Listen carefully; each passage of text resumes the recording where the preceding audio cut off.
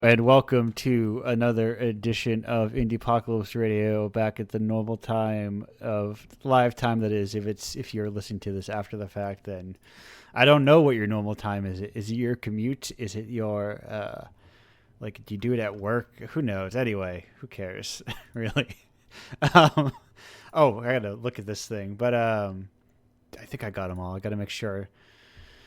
I was There we go. I was bad at it when I had to post it on two things, but now they have to post it on like six things.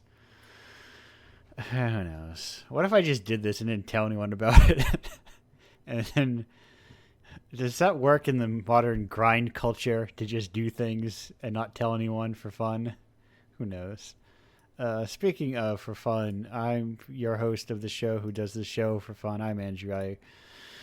Run, moderate, etc. Do all those things that have to do with Indiepocalypse. If you would imagine a publishing structure behind a small press publisher, I am that structure. Uh, I am here joined by guests related to. Oh no, I closed the thing I needed, or I hid it somewhere. There it is. Uh, I'm here with guests from all over the space, and as I continue my trend of having an occasional I don't want to say non-game developer because everyone dabbles their toes into game development. More what I say is more is not game developers from the world of Indiepocalypse, the greater game development culture world. Anyway, that's a lot of preamble. We are here with our first guest, who you may know from writing on the internet. I would say most notably Interlinked, a series of column, not a series of columns. You don't call a column a series of columns. A column within Unwinnable. It's Phoenix Sims. Phoenix, how are you doing today? I'm good. How are you? I'm doing great. I got everything ready. There's too much stuff going on, but I've got everything. I've got too many tabs open. I hate this all, but hello. And- So, so the problem I'm running into Mhm. with this show is that I used to just ask with two developers. It's an easy with game developers. It's an easy thing because I can ask them, "Hey, how did you hear about that zine I make that you submitted to?" Uh, Hmm. and then tell me about your video game that you made for it. But uh, let's you have plenty of stuff you're doing. So I mentioned at the top, if people are unfamiliar with, you don't need to explain all of Unwinnable, but what is interlinked? If I were unfamiliar with it. Okay. So Interlinked is basically it's it's my way of making sense of some things in both digital humanities and games that I've always kind of had a bit of a beef with. And not that uh, that's not to say that it's a column to like call out things or Right, whatever, right. but it's a column that focuses on the inter the interconnections and the intersections between uh, real life zeitgeist and what's currently going on digitally within that zeitgeist. Yeah. So I find a lot of times, having been somebody who, I was an English grad, so for me, uh, whenever I would deal with games as something to study in the humanities, I was always really frustrated by how there would be a lot of schools of thought that they would just kind of bar you from using. Okay. Basically, Uh, with video games, they would just go like, "This doesn't work for analyzing a video game. You'll have to use something that's very specifically parallel to video games." But Weird. which I always thought was weird because games are created by people, and people have politics that can feed into the game, whether it's consciously or subconsciously or whatever. Right, right. It's just That's so yeah, so it's like it's a bunch of different stuff, but it's basically games are very they involve a lot of different types of media and storytelling, and I personally think we should be looking at it as part of the broader environment of different types of storytelling, and not just it's a specific type of thing that is divorced from all these other things out here, and it has absolutely nothing to do with all these other things. Um, I just think I don't know. I've always kind of found that a little bit strange. So that's Right. Yeah, kind treating. of where I ended up going with it. Yeah, because I imagine you get that on both ends too. Because yeah, Hmm. game reviewing, if you're coming from that end, that's like why are the humanities here. Hmm. Yeah, Tell definitely. tell me about how good the graphics are. What's your reviewer's tilt? You know. Yeah, reviews actually are something that I am still kind of struggling a little bit with because of that. I like talking fairly broadly about things, Yeah. and whenever it's a review, I mean, I kind of always think of it. I'm not entirely always for um, Ian Bogost's perspective on things, but one thing that he said that always stuck with me is that there's always kind of the toaster problem with games where like on one hand toasters can give you like a specific experience of like having bread or Yeah. whatever Oh, that I hope people you have. have. I hope you have toast at the end.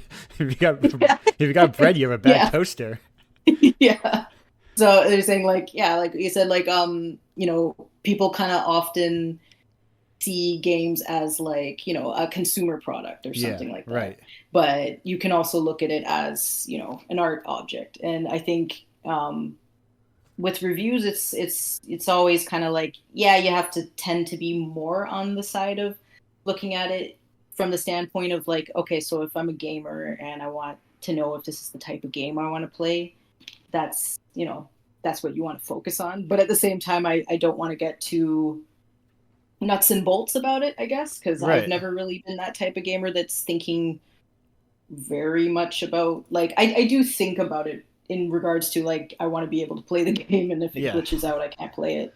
But I like being able to look at a game and see where maybe some of its possible literary or filmic uh, inspirations came from, or even if it doesn't, even if it's just trying to do its own thing. I always love seeing what a game's aesthetics are trying to, or not just the aesthetic, but Yeah. just yeah, just yeah. I like Right. I Right. so Like I think it's that's kind of kind like of creative core, where that's yeah, coming from. Yeah. definitely. I wonder if that part is also why games feel so like insular and circular, sort of, in like creation, because they're if when you're writing games to describe games for games, Hmm. it's harder for them to fit into the broader consciousness. It's the it's the thing of Miyamoto made Zelda because he liked going in the woods. I say Miyamoto broadly, but you know what I mean. Hmm. Because Yeah, he explored the woods as a kid.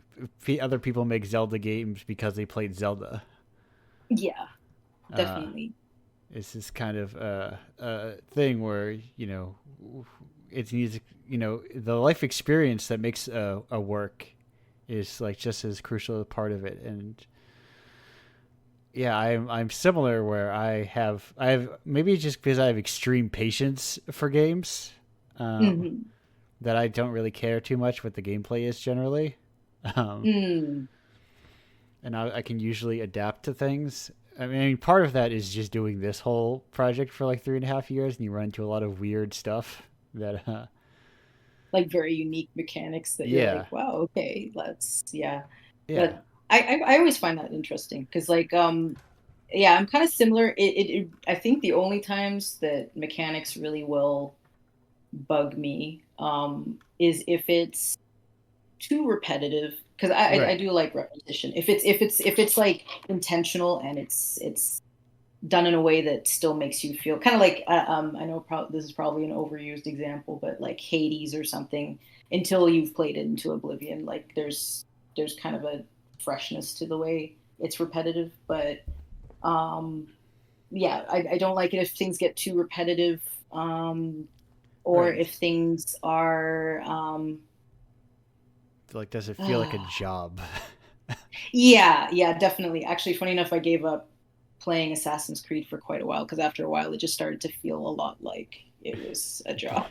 Right. I was like, you're like, oh, I'm Like, do I want to do this stuff? That's like, it's strange because I feel like you could like because there is like the desire to make games in every game and like provide the gamers with their infinite content. Hmm. So many Yeah, games are kind of especially in terms of like longevity are hurting themselves as like creative works because they don't really need to be that long. it's true. I mean, I just finished a couple like classics that I had been meaning to play for like Ooh, ages, or a few of them actually. yes. So I had never played um, Sword and Sorcery or Super Brothers or whatever Yeah, Super AP. Brothers presents Sword Um, and Sorcery. Yeah. yeah, so that one I finished that one in about a week or so or something on my iPad, and I loved how short it was. And how deliberately vague it was too with its Yeah. storytelling. Like it's very suggestive storytelling instead of it being like very uh I don't know, like you were mentioning prescriptive earlier. I was gonna say sometimes certain narratives feel very kind of almost prescriptive, it has to be this one narrative, Yeah, which doesn't always work very well. I But have yeah. a mental slider that that I thought about as I've been slowly thinking about at some point of like forms of art and how literal they're expected to be. Uh, and games are like of the most literal, I think. Like is very much what you see is what's happening. Whereas like Definitely, yeah. when you read a poem, you kind of understand that the tiger is not a tiger, you know. Yeah, yeah, definitely. Yeah. What was I gonna say? Yeah, so I find that like um I know that's kind of been like an ongoing discussion recently too, is a lot of people saying like I want shorter games with worse graphics Yeah. and blah blah blah or something. Right. But I kind of do agree with it because I feel like I've played, so it was, what was it? Sword and Sorcery, Stanley Parable, and Portal One. Not both of them yet, but all of those very short games, very bizarre and unique in what they're doing. But I liked the fact that they were like very finite and that it didn't feel like I could play this for 500 plus hours. Right. Um, It yeah. it feels almost like they're kind of like are video. There's no good analogy. Are video games soap operas or whatever? Are they just like Yeah. meant to be this endless churn that just keeps on Or the going Zack forever? Snyder cut of video games, or Yes, I oh the truly the Zax. I want all these. I want director's cuts of video. There are a couple of them, aren't there? I think so. Don't remember which ones though. Yeah, but they're like games are also so weird because they're like I don't know because maybe because they build so much stuff from the ground up every time. It's like harder for to have a quote unquote director. Yeah, Even though like there are clearly like games that have like a strong authorial voice. Uh, definitely. Yeah. I do think there's also that issue too of like, because games are very difficult to make most of the time and that they have to be made by a team, that like the authorial voice is a very interesting yeah, subject, because I remember there was that whole thing with like auteurs like last year and everything of like um like Kojima just sort of deciding that all of the authorial voice is him and no one else had anything to do with it. And I know I think it was taken out of context too, if I right. remember Because correctly. But it would seem for like a Death Stranding, I think. yeah. Yeah. It would seem like a film nerd like him would realize, or would probably. It feels condescending. Maybe it just feels like it's taken out of context because it feels condescending of me Yeah. to assume that he would not realize that also his favorite directors often have their favorite actors, and I mean Kojima has his favorite actors.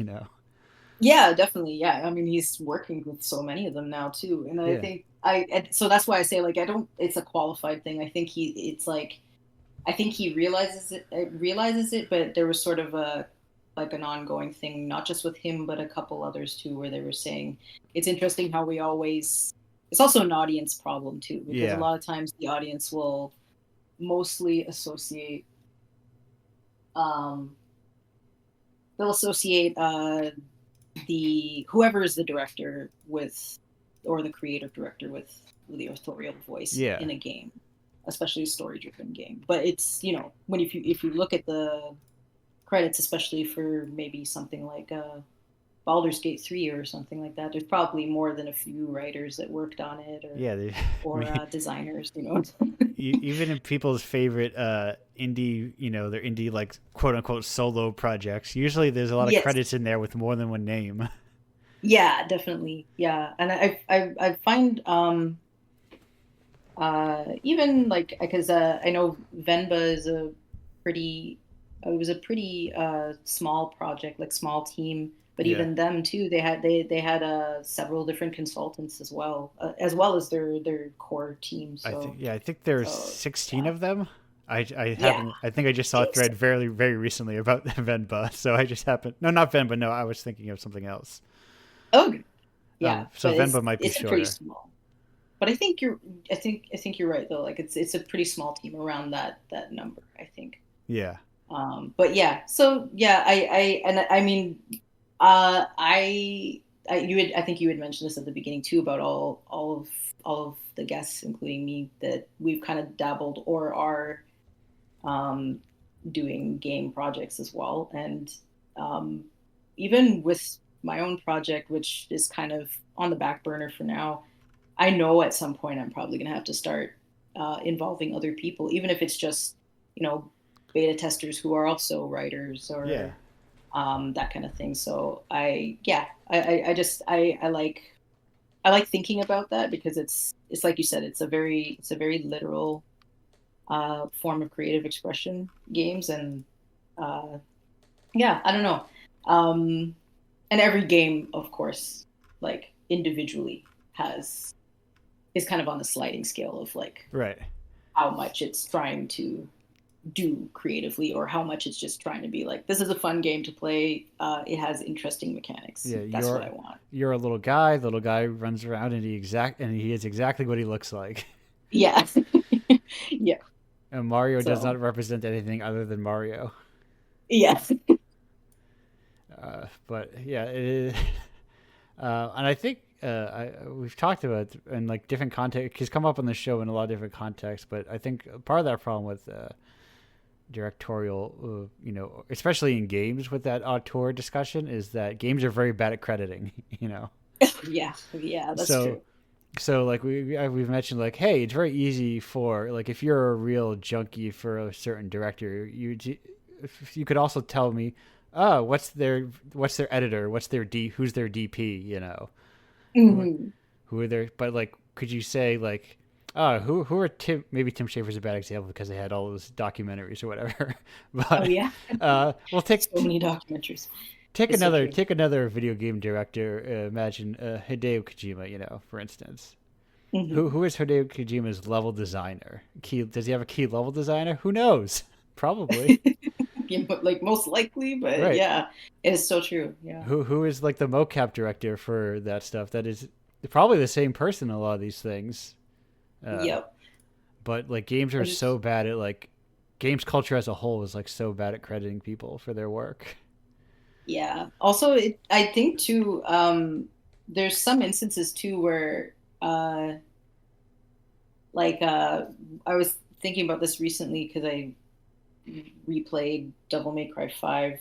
And sometimes people, like, you get the feeling it's hard for them to credit, like, to know what Oh, exactly to right. credit them for. Like, there's a director, he worked on Bayonetta too for the action sequences, and he's known for like doing kind of B film, uh, kind of Dragon Ball Z esque films outside of video games, and so he's really good at like choreographing fights. And that's kind of what they brought him on board for with both Bayonetta and Devil May Cry 5. And I think Devil May Cry, whatever the first one was that Nero showed up in, I think it was 4.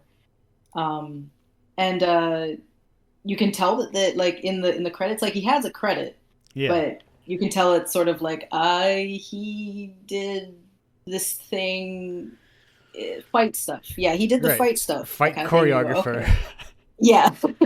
But like, like for people that work in game design, they'd be like, "Oh, I didn't know that was like a position or something like Right. that." Or It's like there's like the kind of non-standardization of what roles are goes hand in hand with that kind of thing. yeah, Because that role could be called something different on each. Hey, it's for someone who presumably did contract work, it's nice that they got in the credits. yeah, true. Yeah, very Going true. above and beyond there at Capcom and uh, who are they? I always there's so many different studios that have worked on that series. Right. Who It's is? Capcom, but there's Yeah. another one. I always Oh, forget the name. Platinum Games. It was. Yes, yeah, that's it. I was drawing a blank. I was like, Clover. No, not Clover. They're all like ex Clover, not Grasshopper. That's too. It was like I was like green things, and then it was not a green thing. Great things, yeah, It was a different color entirely. Uh, that's great. but it is like it is cool. I mean, that's part of why I like having this show is I like talking to just like game developers and giving a lot of individual people just like a place to talk about things. Awesome. And I I'm appreciate that a lot. and I'm hoping that like more is like if I expand out and I go, hey, you want to talk just random people because there's something to it. I like the medium. Hmm. Uh, It's a great, like you mean the medium of like the podcast, or oh, like the oh, medium of, both I guess of games as well. oh, both? Yeah. Yeah. No, I as much as there's, obviously like similar to like what's going on with film right now, that there's a lot of fraught things Oh with yeah, games. I still love the medium. I feel like there's still quite a lot of growth to be had, and yeah. yeah. The film fraughtness is dipping its toes into games. Just recently, SAG-AFTRA, I think today, Oh uh, man. uh, like extended the strike to video games. That's good actually, because it's, yeah, there's been quite a lot of on different fronts too, because I know, well, I guess, is it specifically about like all the different things that's happening with video games, or is it also like specifically, like, I know voice actors have been kind of mistreated on and off throughout the games industry. Is it like they're involving video games in this generally, like on Um, the whole I'm, I'm, front? let me go. I'm on the SAG-AFTRA site. We're doing live googling of um, authorization vote in preparation of union's forthcoming bargaining. They're saying a strike authorization vote to SAG-AFTRA and bargaining with some like major publishers. Oh, okay. So it's That's probably a awesome. similar thing where it's like we are on strike with Activision. We're not Oh, yeah. we're not working with Activision. All these different studios on here, and That's then awesome, actually. there is that similar stuff. So yeah, I guess SAG-AFTRA has a separate video game contract, and that's coming up for negotiation soon. Awesome. Anyway, That's really good. I'm not in Hollywood. I don't I don't follow the no, not the dirt sheets. The dirt sheets is wrestling, I think. I don't follow the trades. All I know about wrestling is Rhea Ripley, I think. That's That's it. that's a different. I'm not gonna say that's more than I know. That's a different thing than I know.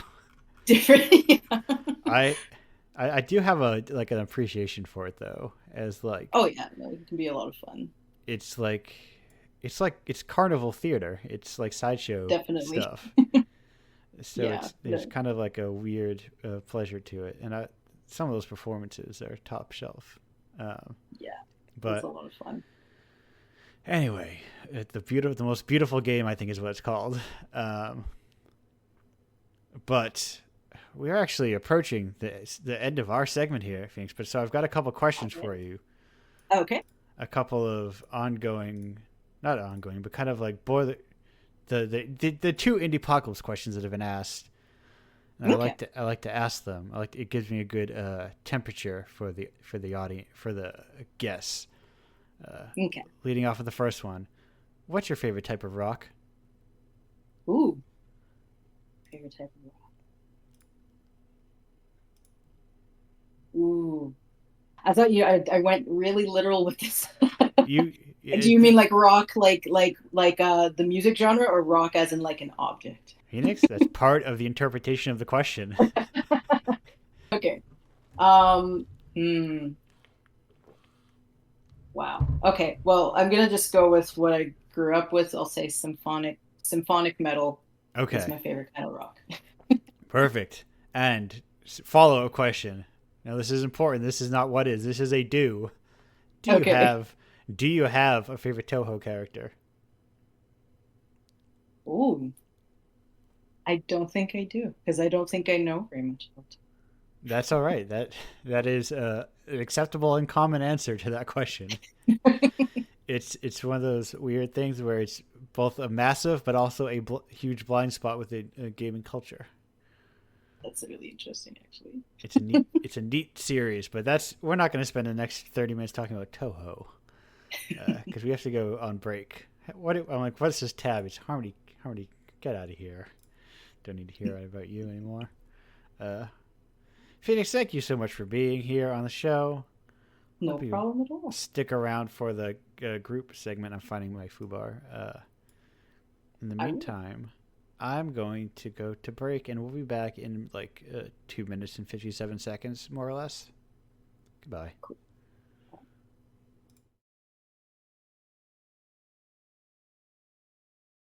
Hello, welcome back to the show. That was Ugly Shadow with Kids of Tomorrow. We are here with our next guest, who you may know from issue 29 of Indiepocalypse with Fight Item Run. Uh, it's Taylor Curry. Taylor, how are you doing today? I'm doing well. Thank you. Thank you for having me, especially since 29 was not a recent issue. But No.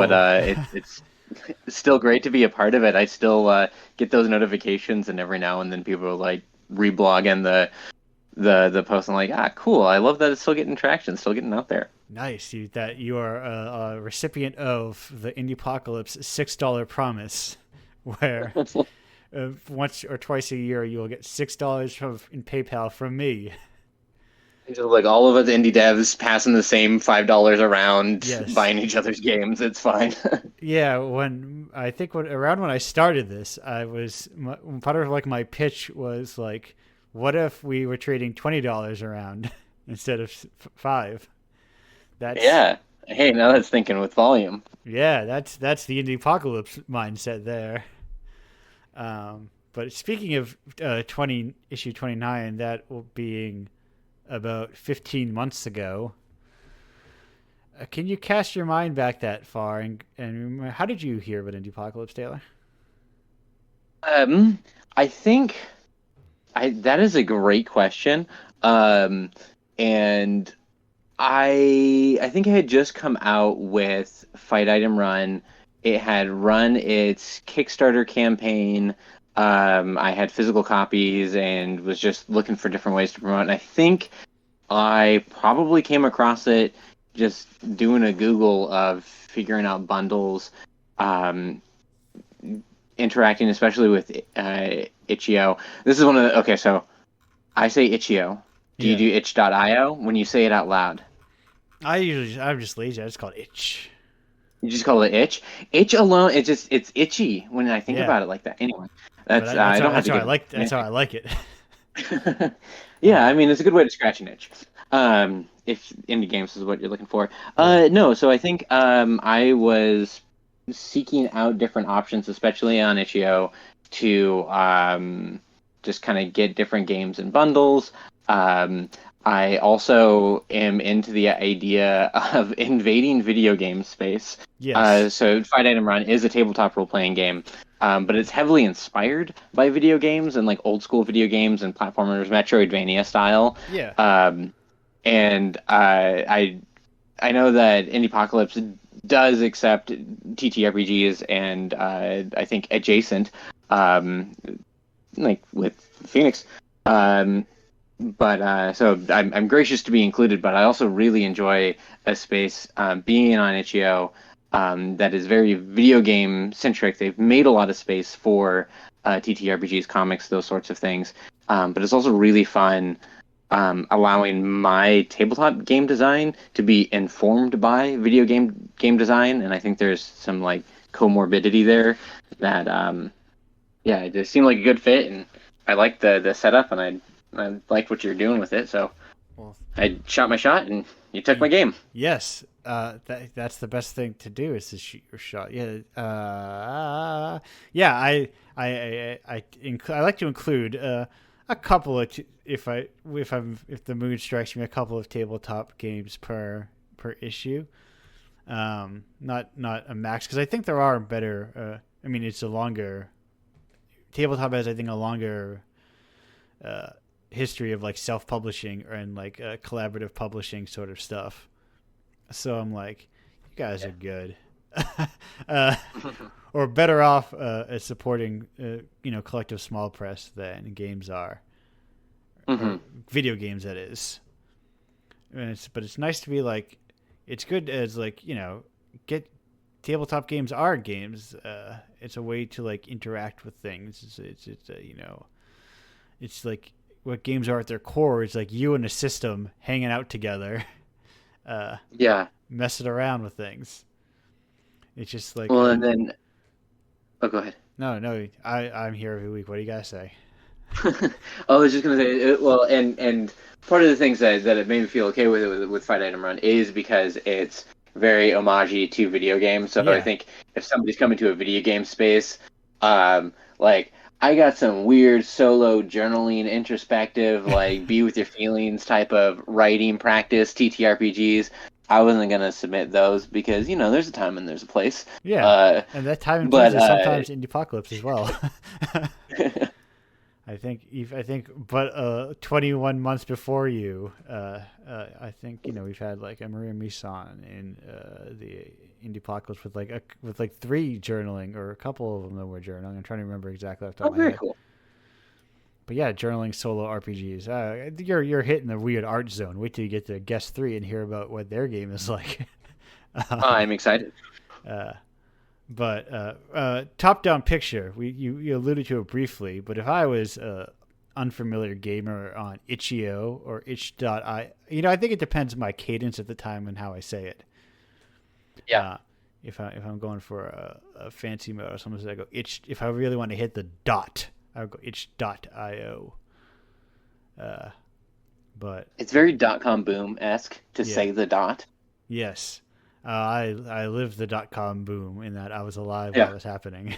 Not that I was an investor. I was a child. Yeah. But what is Fight Item Run? So Fight Item Run is a tabletop role-playing game. It is powered by the Apocalypse, maybe a little bit less so than some of the other games. It takes a lot of the philosophy, but there's a lot of other mechanics and stuff built on top of it. So if powered by the Apocalypse is a familiar term for you, great, you might have a sense of familiarity. If it's not a familiar term, don't worry about it. The setup is you are in a dungeon. You and the other players are heroes, and you're in a dungeon. And the dungeon, it's a play to find out game, so it almost is like a TTRPG that plays like a roguelite, Right. where you're generating things as you go through, and there's a very collaborative ability to find things and assign value and meaning to the things that you interact with as you go through the different dungeons, fight monsters, collect items, use magic, and run when things get tough. Through that kind of collaborative play to find out, you build the story together of the type of thing that you get from those like old school RPGs where it's like kind of convoluted, but there's probably just like a central villain, but they really want to like pad out all the item quests and side quests and stuff like that. I had a lot of fun allowing it to be informed by those sorts of games. So there's some mechanics that include like the burst drive is just my limit break. Where as your characters you get like a countdown die to do your like super move.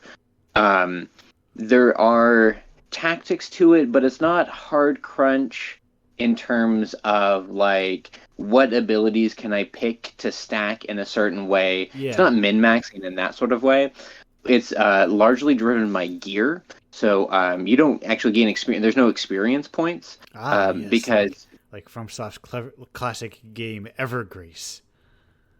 yeah, or like just Metro. So I was Yeah, playing yeah, like on the Switch. There's those how you can get the Nintendo and Super Nintendo little arcade things. yeah. Um, I thought like about there's downloading no those recently. yeah. I mean it's fun. And one of the things that I really like about them because I'm not the best gamer.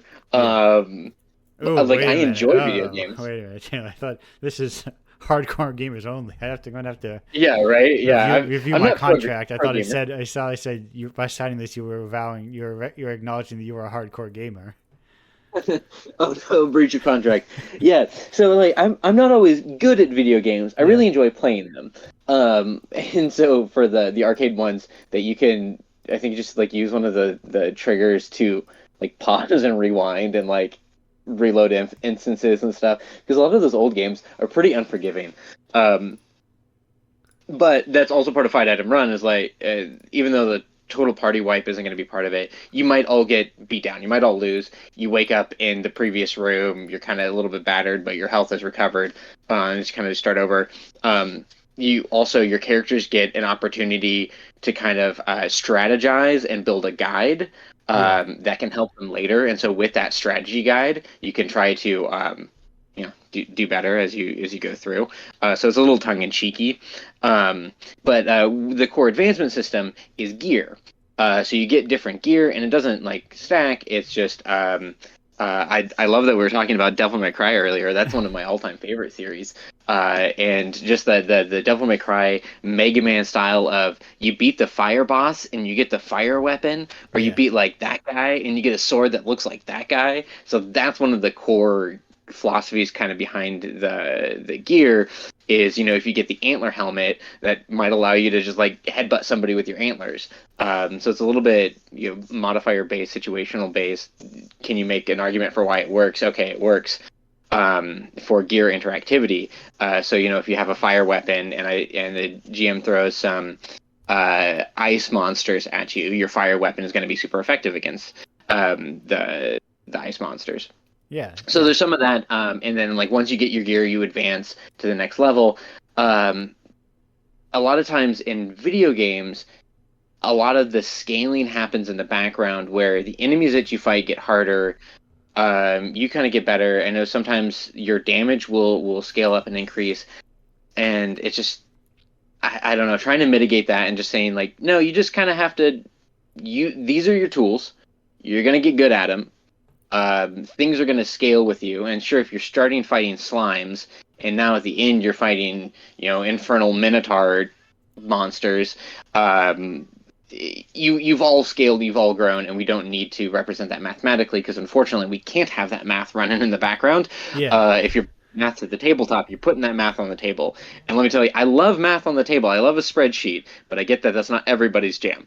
And it's Yeah. No, also I'm a math avoider. yeah. I'm a math Well, skeptic. Well, and even though part I of the enjoy math nostalgia. Oh, go ahead. personally, which is a Yeah. weird thing to say, but I'm like more that I'm a little sneak. I don't want to avoid. I want to role play my way through things. Yeah, well, like I think that's one of the fun things, and a lot of times, Yeah. that's not a thing that you get to do in video games all the time. Right. Where in video games, due to just like limiting limits of the system, while many do reward creativity, there's certain things like no, that's not allowed. You don't get to have a real person that says, okay, yeah, let's figure out how to make this work, unless you're into modding, in which case just mod the heck out of it and do whatever you want. Um, Right. You can't have a but video game that kind of like is not paying attention, not realizing that they haven't made you roll for any of your checks recently because you've been yeah, talking to them the whole time. there you go. So it's like no, and the thing I mean I do this myself personally, but and that's part of why I love the medium of tabletop RPGs of this idea of like you are like you take this. It's very good at like I want to make a tabletop RPG, so I'm not going to.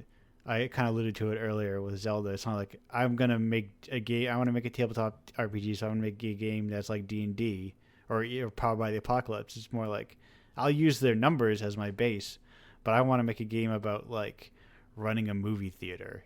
It's just kind of like a lot of it is like abstracting concepts or ideas or broad genres into games, and then using like a lot of times using the base work of someone else did a lot of the number crunching for me. So I have to worry about, does this game balance, that kind of thing. Yeah. Well, and honestly, I do enjoy building systems from the ground up. Like each Yeah. game that I make, I like will build spreadsheets for it.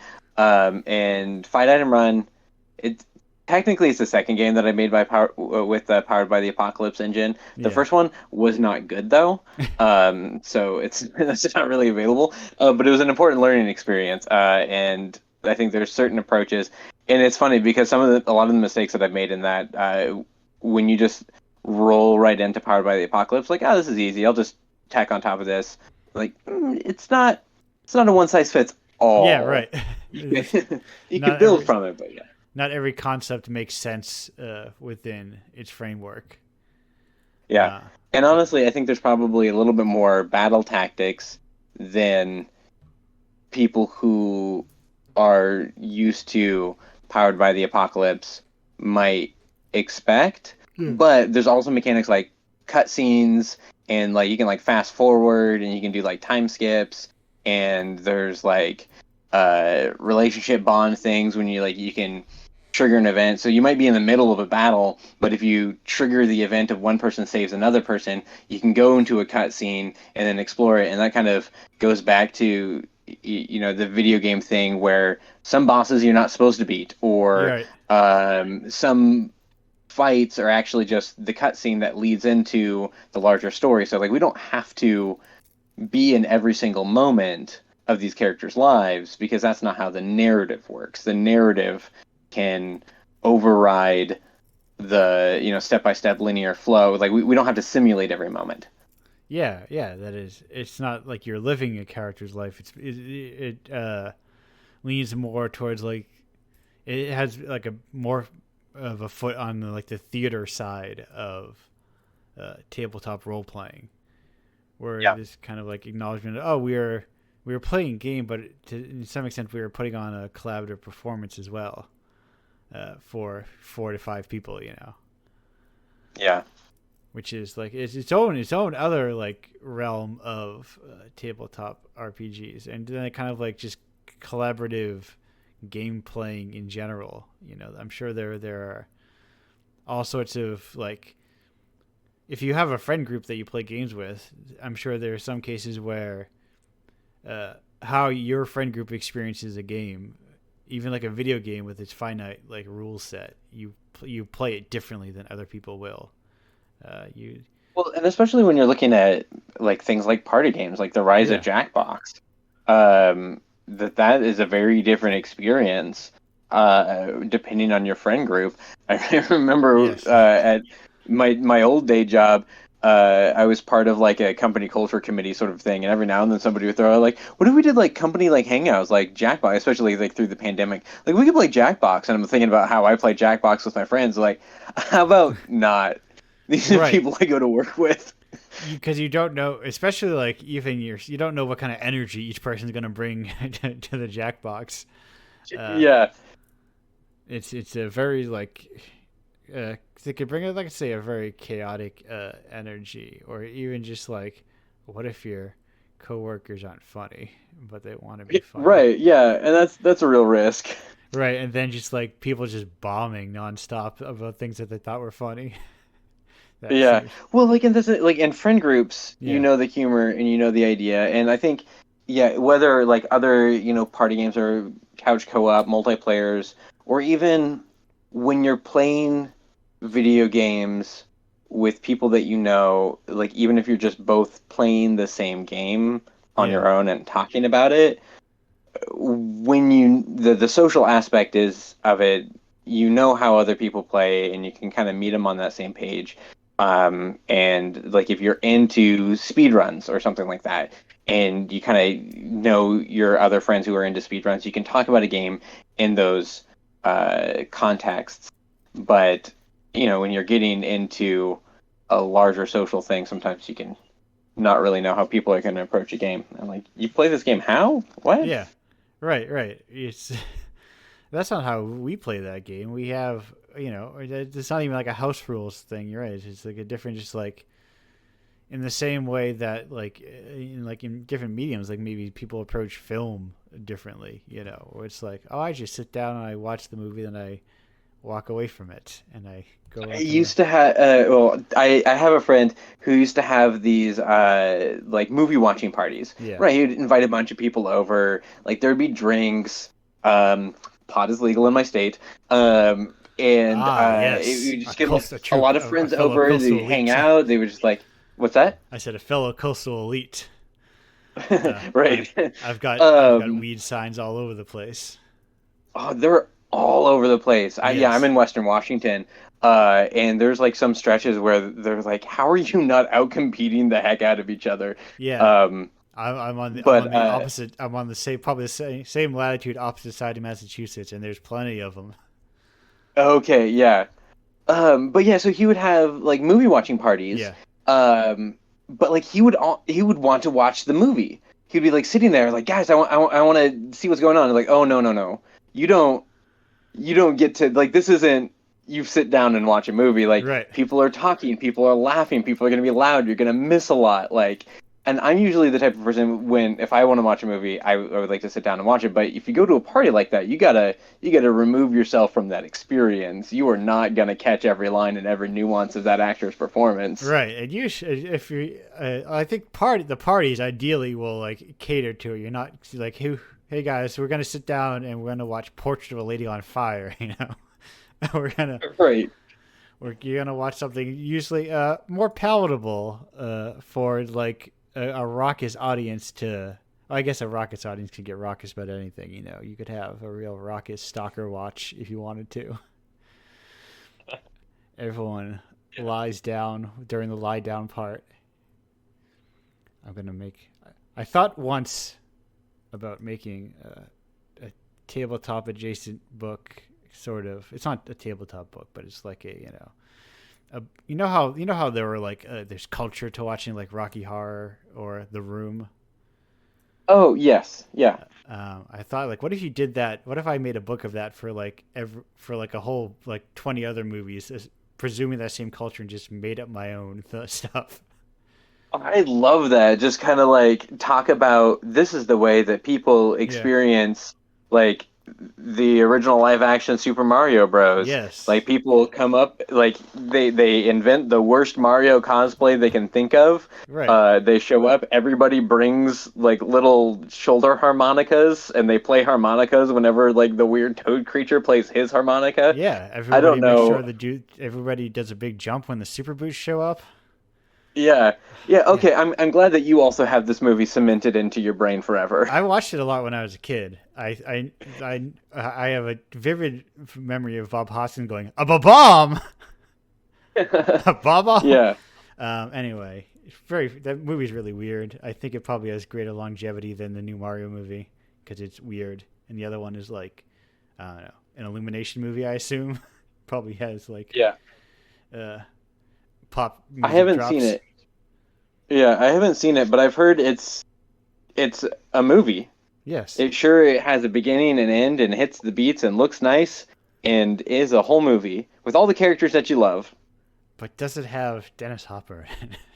And like, what a weird role. What a weird role. Anyway, what a weird movie. Yeah. People should make weird movies. I like weird movies. I like weird movies too. That said, speaking of weird movies, one of my favorite weird movies is Phantom of the Paradise, a classic work of rock opera by Brian De Palma. Taylor, what is your favorite type of rock? Phantom of the Paradise. My favorite type of rock, I like a neat looking rock. I'm definitely like if you're cold, they're cold, put them in your pockets. Yeah. As a kid, I used to be into like collecting rocks. Not very discerning. I had a rock tumbler, but I didn't have the patience for a rock tumbler. You know, those things can take like weeks. A rock tumbler? It was like Oh my God. So a rock tumbler is like a tiny cement mixer Okay. that you put on your counter, but it's as loud as a cement mixer. Nice. And you put rocks in there, and you put like a grit in there, and then it just slowly runs for like, I think the one I had when I was a kid for like 30 days, like a whole month. But you just put your ugly nature rocks in there, and it polishes them and makes them nice and shiny, right? It's a rock polisher. Okay. Um, and when I was like 7 or 8 or whatever, I just did not have the patience. 1 month is eternity.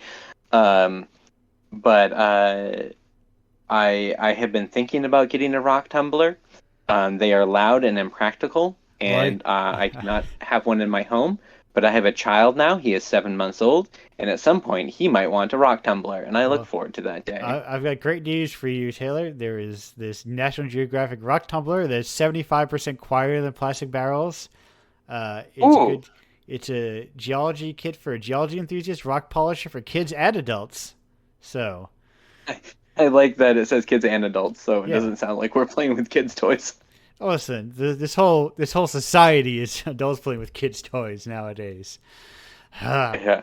I never thought I would grow up to become the bully, but whatever. Anyway, watch a movie for adults. Damn it. I don't know. Like you can Yeah. adults can watch movies made for kids. They just need to like couch their opinions in the context and frameworks that the movie was not for them. Yes, that's I occasionally do a slight. I'm not going to go too long on this because it's a whole tangent. Yeah. But I'll occasionally come across a video essay if I'm on like YouTube incognito mode, and it's like someone, and I say analyzing in intense air quotes something like Ratatouille when really they're just describing the clearly laid out themes within this children's movie.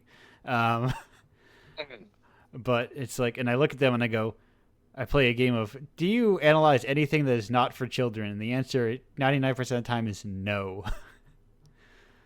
Uh, I guess I don't know. it's a weird, it's like, it's a weird cultural thing. Yes, yeah, that's true.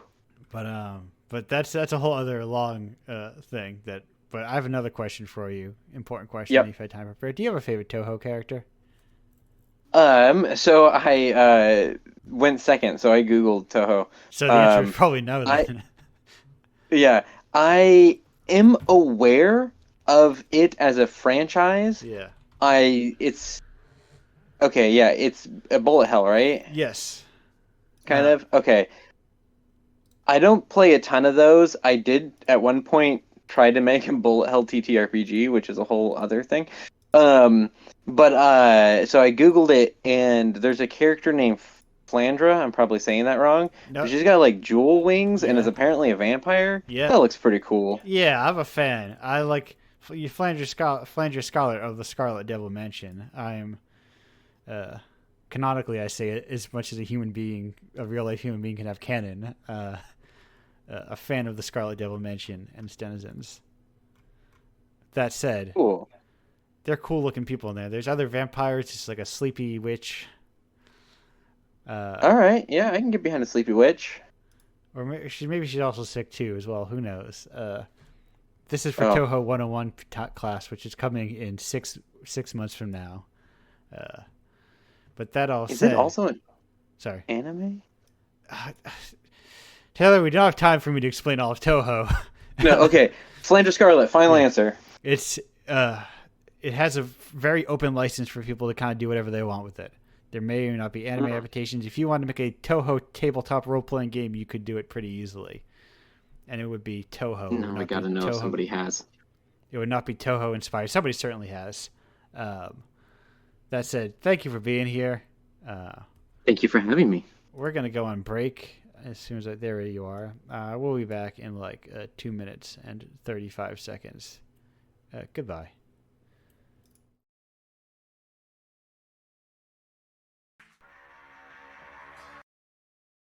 Hello, welcome back to Indiepocalypse Radio. That was Dogface Hermans with Viva. Uh, getting continuing my tradition of like, what if we just played old punk rock music from or post punk or no wave or whatever that vague genre is of people playing guitars and having fun with it on this show. Just talking about. We are here with our next guest, who you may also know from issue 90, not 93, 29 of Indiepocalypse with authorized likeness. Is Scrounging for Catsup. Can I call you Scrounging for short? Yes, you can. Okay, perfect. In the lead up to this interview, I kind of realized my name is a bit of a nightmare. No, that's fine. To say out loud. Yes, you're allowed to call me Scrounging. That's actually very easy to say out loud. But I've gotten better. The harder thing is like there are some names that are actually like I don't know where to hit the emphasis. Those are the names I have the hardest time with actually. Yeah, Scrounging works for me. Scrounging is a word I know. It's a word I use. Now, I gotta ask you an important question. I'm asking you now to cast your mind back 15 months ago. How did you hear about Indiepocalypse? I believe that I was browsing the Game Jam section of Itch, which I'm not sure why I was doing that because I don't participate in Game Jams. That's like just not how I work. Right. Like if you tell me I have 30 days to make a game, I'll be like, well, maybe I'll need 31. Well, what if I told you had infinite number of days and you could have already made the game? Yeah. And I think I was browsing the calendar and I saw the name Indiepocalypse and I thought, well, that's a funny name for a game jam. So I clicked it and then I saw that you could submit your game even if it was made 3 years ago. And I thought, well, you know what? I'll give it a chance and I'll submit my game. It probably won't be accepted, but I'll try it anyway. Little did you know that the curator of Indiepocalypse was an art like an artsy sicko. And it's like, yeah, to my pleasant surprise, I remember getting like the acceptance email that my game was accepted to it, and I just assumed that it was a mistake. I assumed that you had accidentally sent me the acceptance email, and it wasn't really. I really was not accepted to the Indiepocalypse. No, that is. I'm glad it turned out to be true. It was not a bad dream or a horrible mistake. And for people who we're talking about it broadly, for people who are unfamiliar with authorized likeness, what would you say it is? How would you describe it? Authorized likeness is a game where you must draw your own reflection in your laptop monitor or your computer monitor or your television monitor, whatever your device you are playing it on. Yeah. It is a black screen and you intently stare at your reflection and you use the mouse to trace around it, and then you hit a button and the screen will turn white and you will see how well you did. You will see the end result of your drawing. And usually it's not a very good drawing. No, I'm realizing now that on my second laptop, I wonder if it'll run it.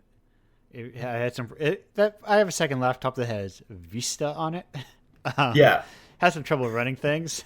But I'm like, I should do that. I realize it's something somehow I've never thought like that's a really good like art art event game to have running.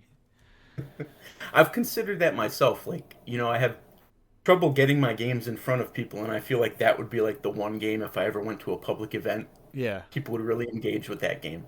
I feel like. I would genuinely, I don't know what access you have to them, but like I advocate game developers to go to like local craft fairs and like art markets and stuff like that.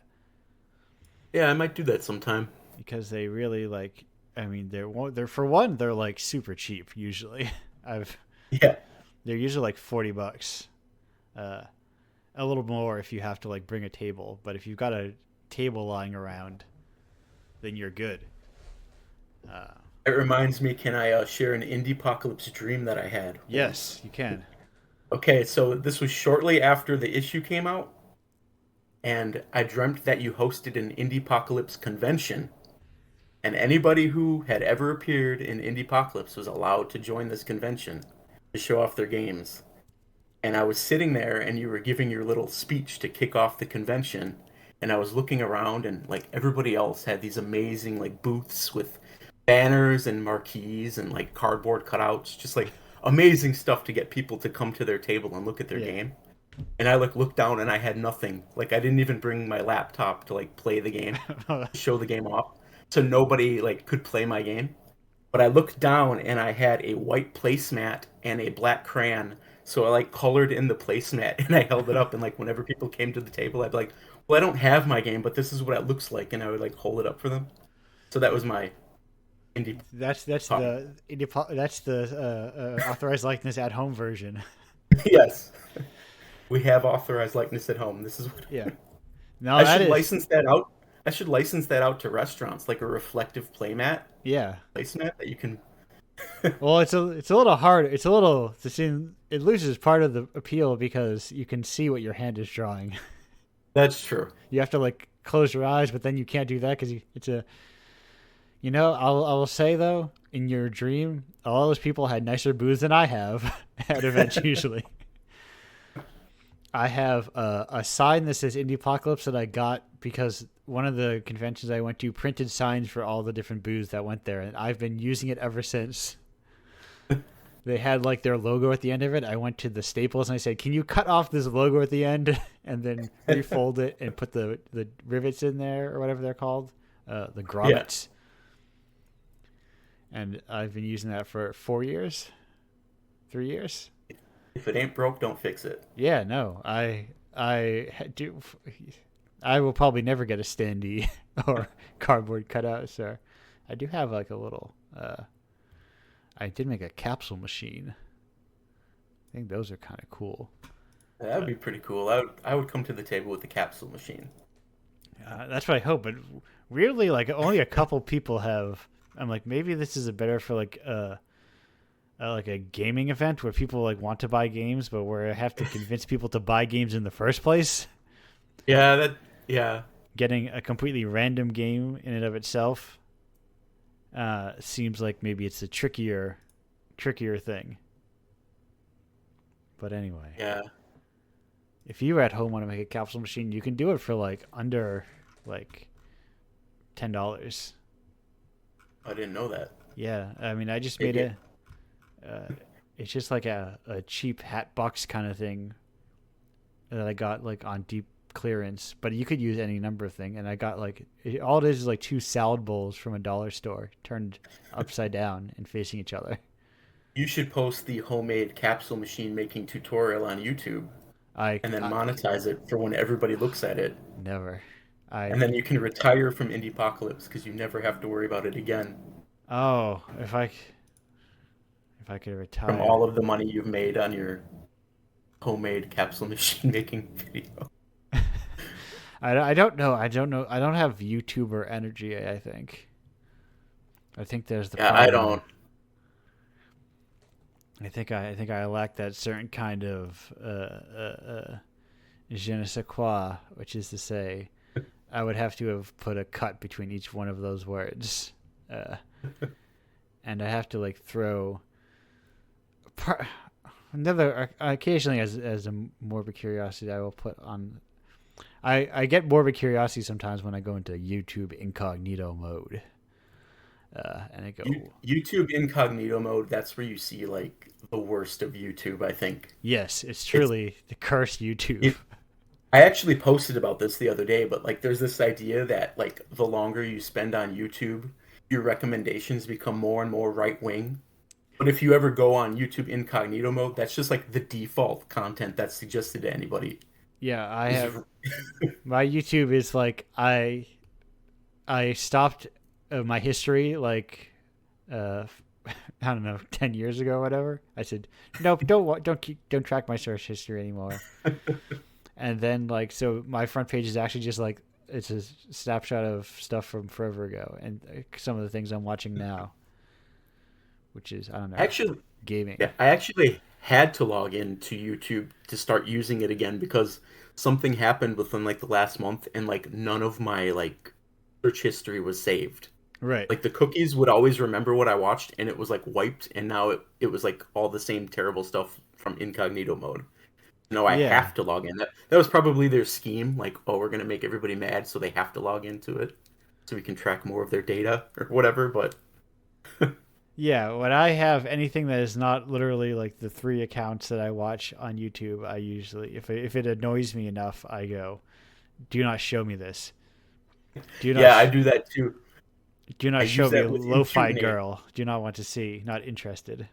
Yeah, I saw a PewDiePie video recommended to me, and he was holding his baby, and I felt very brutal to click "Do not recommend" anymore, but I had to do it. I would I had never. to. Do not Do recommend not show me babies. PewDiePie.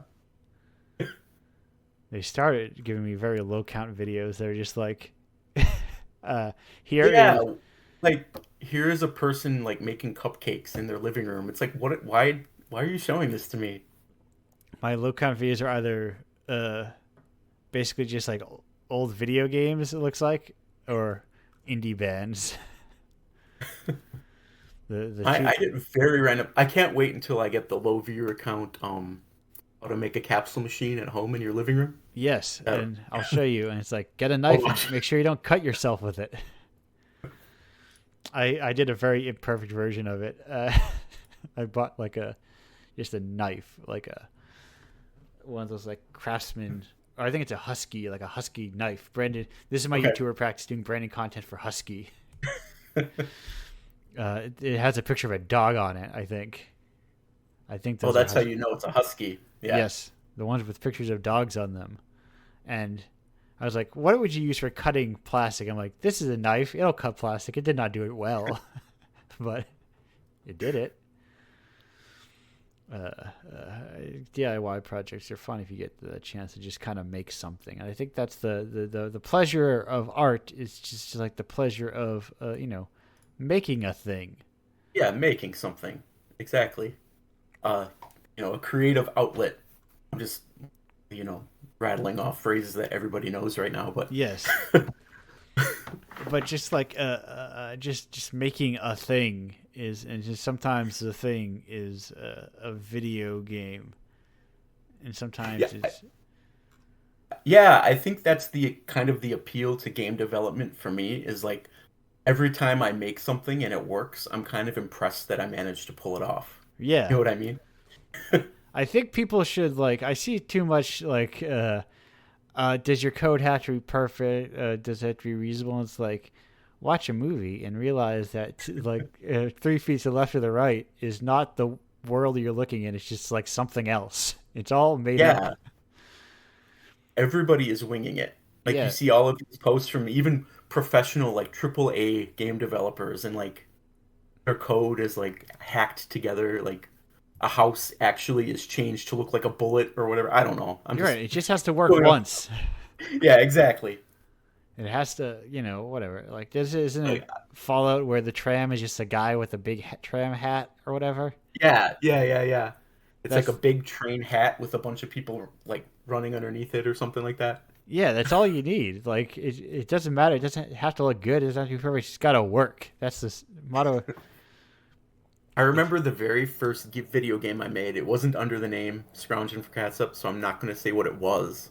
But I remember there was a problem with the camera, and like every time you would run into something, like the camera would just go haywire. It would go crazy, and I'm like, I don't know how to fix this. So now it's a feature. Right. Now it's a feature of this game. You have to live with your limitations. Make crap or whatever. I think the problem was is that when the character landed on a platform, they couldn't move unless they were already moving when they landed on it, if that makes sense. Yeah. And so I'm like, I don't know how to fix this, so now this is a core mechanic of the game. This is how you have to play this game now. Yeah. It's just this whole like just like live with it. It's what if you're filming outside and it starts raining? You gotta improvise. Yeah, exactly. Day for night, as they say. What we need to do. What is a tram hat is tram hat the video game equivalent of day for night? Just Yeah. just vehicle human for vehicle. Yeah, who knows? But that is a good solution to analog authorized likeness. In French Spanish, you should have a black background drawn with a black pen. Yeah, exactly. That is.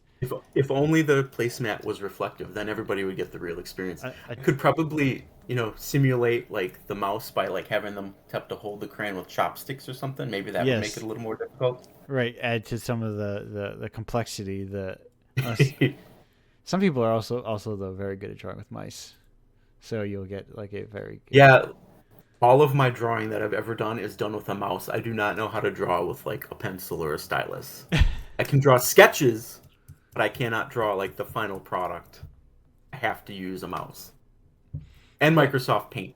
That's Right. like my graphics program of choice, Microsoft Paint. Yeah, that is, a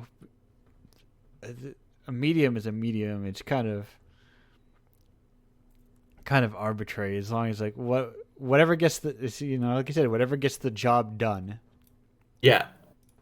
I would say, especially if you're dealing with pixels or something, like drawing with a mouse is a little bit, I would say, more akin to maybe sculpting because you're constantly having to like go back and smooth out your lines and, you know, this pixel looks weird and jagged, so I have to trace over that part, like carving out your little picture that you're making. Yeah. No offense to any of the sculptors that are listening. I know your job is a bit harder than drawing in Microsoft Paint, but Right, because hopefully you get what I mean. there's that problem of you eventually run out of stone, and you're like, uh-oh. Yeah. Can't just hit Control Z and you're back to square one again. Right. Oh, I'm back to my monolith because I control Z enough. When Microsoft Paint introduced unlimited like undos, that was one of the greatest moments in my artistic life, I think. Yeah. Because back in the day, you only had like 4 undos, and then you could not go further back than that. But isn't that kind of its own? I remember. This is in that same vein. I saw the artist Casey Green said something about to the effect of just like he'd just been like just going straight to ink, just this idea of like I just want to go straight to ink and not think about it sometimes. Yeah. And I've If been I trying. could, Sometimes I go try ahead. to do quote unquote straight to ink game design, where I've just done like, that. Yeah, I've done that a few times. I think authorized likeness was like that. Like I feel like I started it and then I finished it on the same day, and it's like I don't have time to refine this. If it works, it works. right. Luckily, Sometimes, it worked.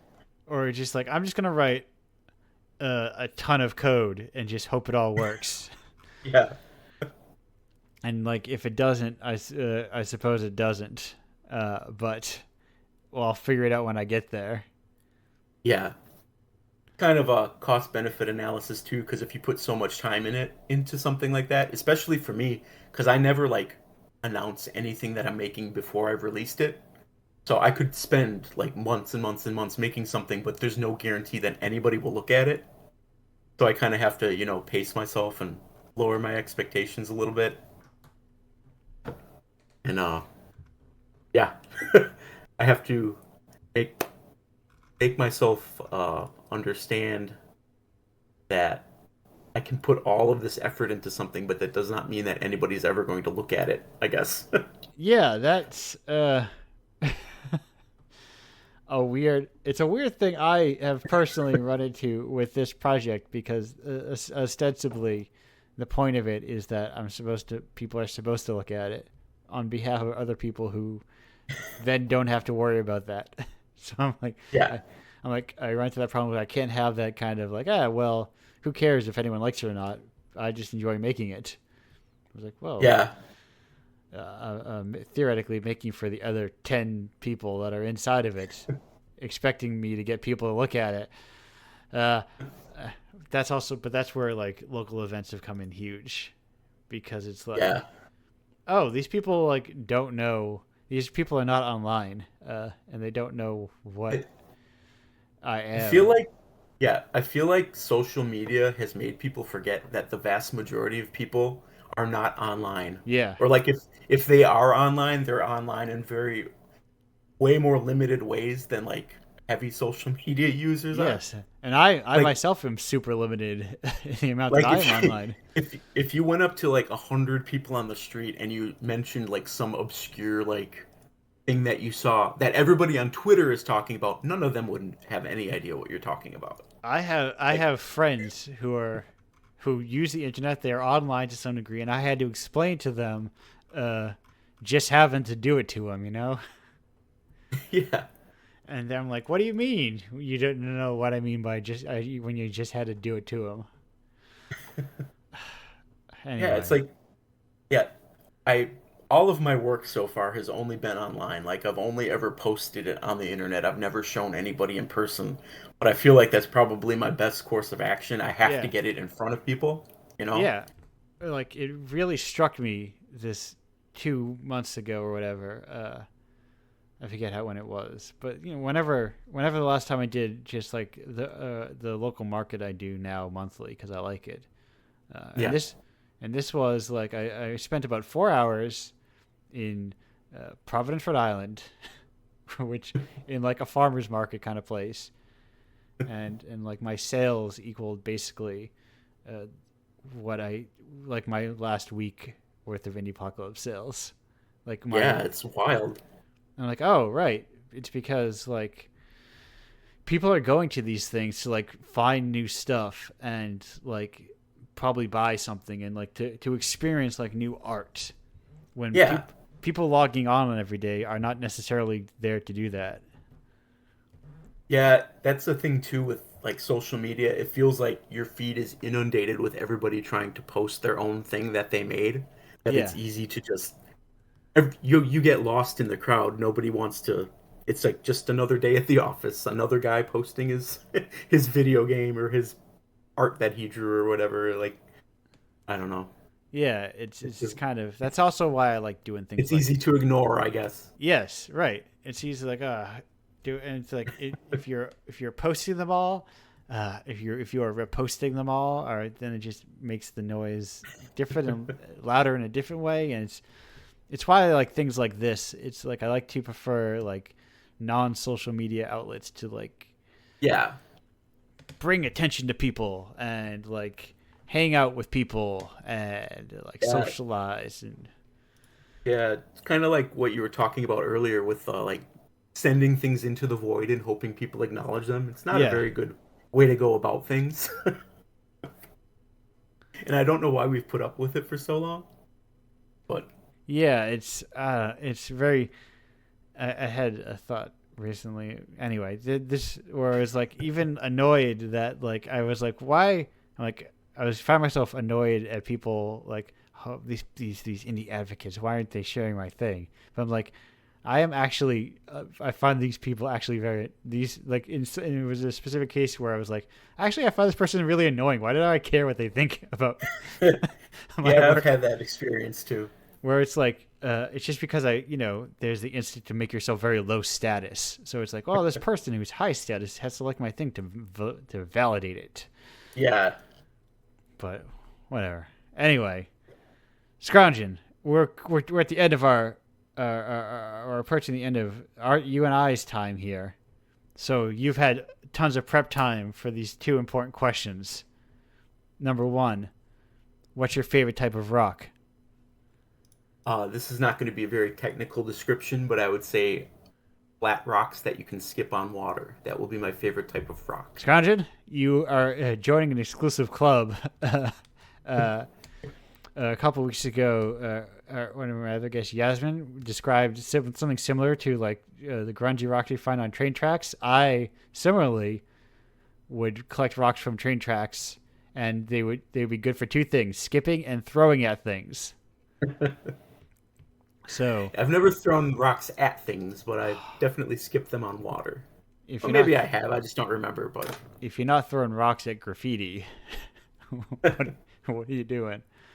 But that said, do you have a favorite Toho character? so is Godzilla a Toho character? Godzilla's a Toho character. All Godzilla's not a right, so Toho. If I could, that's a thing I don't know how to say. With like the proper accent, it's kind of like you know how if you're doing proper Espanol, you need to roll your R's. yes, I'm bad at that. I can't do that very well. But I generally don't do that because I feel like people would think I'm a tryhard, like I'm trying to impress somebody. yes. Well, I was good. Like, I think I still have a decent baseline of Spanish inside of me. But like, I was like, I was towards the top of my classes in even college Spanish, but it was a weakness of mine where I could not roll R's at all. It's just a skill in it. But the point is, TOUHOU. I don't know how to pronounce. I don't know the correct emphasis to put on that. Speaking in English, because Godzilla is a Toho TOHO character. Okay, yeah. See, that's where I got confused. I only know really Godzilla from that company or that specific. I don't know the other one. Let me look it up really quick. I'm talking Toho, the long-standing Bullet Hell franchise with shrine and witches and yokai. I'm gonna say I don't know anything about that then, and that gives me something to look up later on and experience for myself. Yes, well, make sure to join. I'll get back to you maybe. Make sure to join us on issue 50 of Indiepocalypse, where I'm hard committing at this point inconsistently to be like during the next Indiepocalypse pledge drive to host Toho 101 for all you out there who want to learn about Toho but don't quite know where it is or what to start. That said, Fubar's coming up. Fubar's found its focus on the screen again. You know what that means. It's time to go to another break. Scrounge for Catch Up, thanks for joining us here today. Thanks for having me. We'll see everyone else in roughly 1 minute and 36 seconds. And goodbye for now.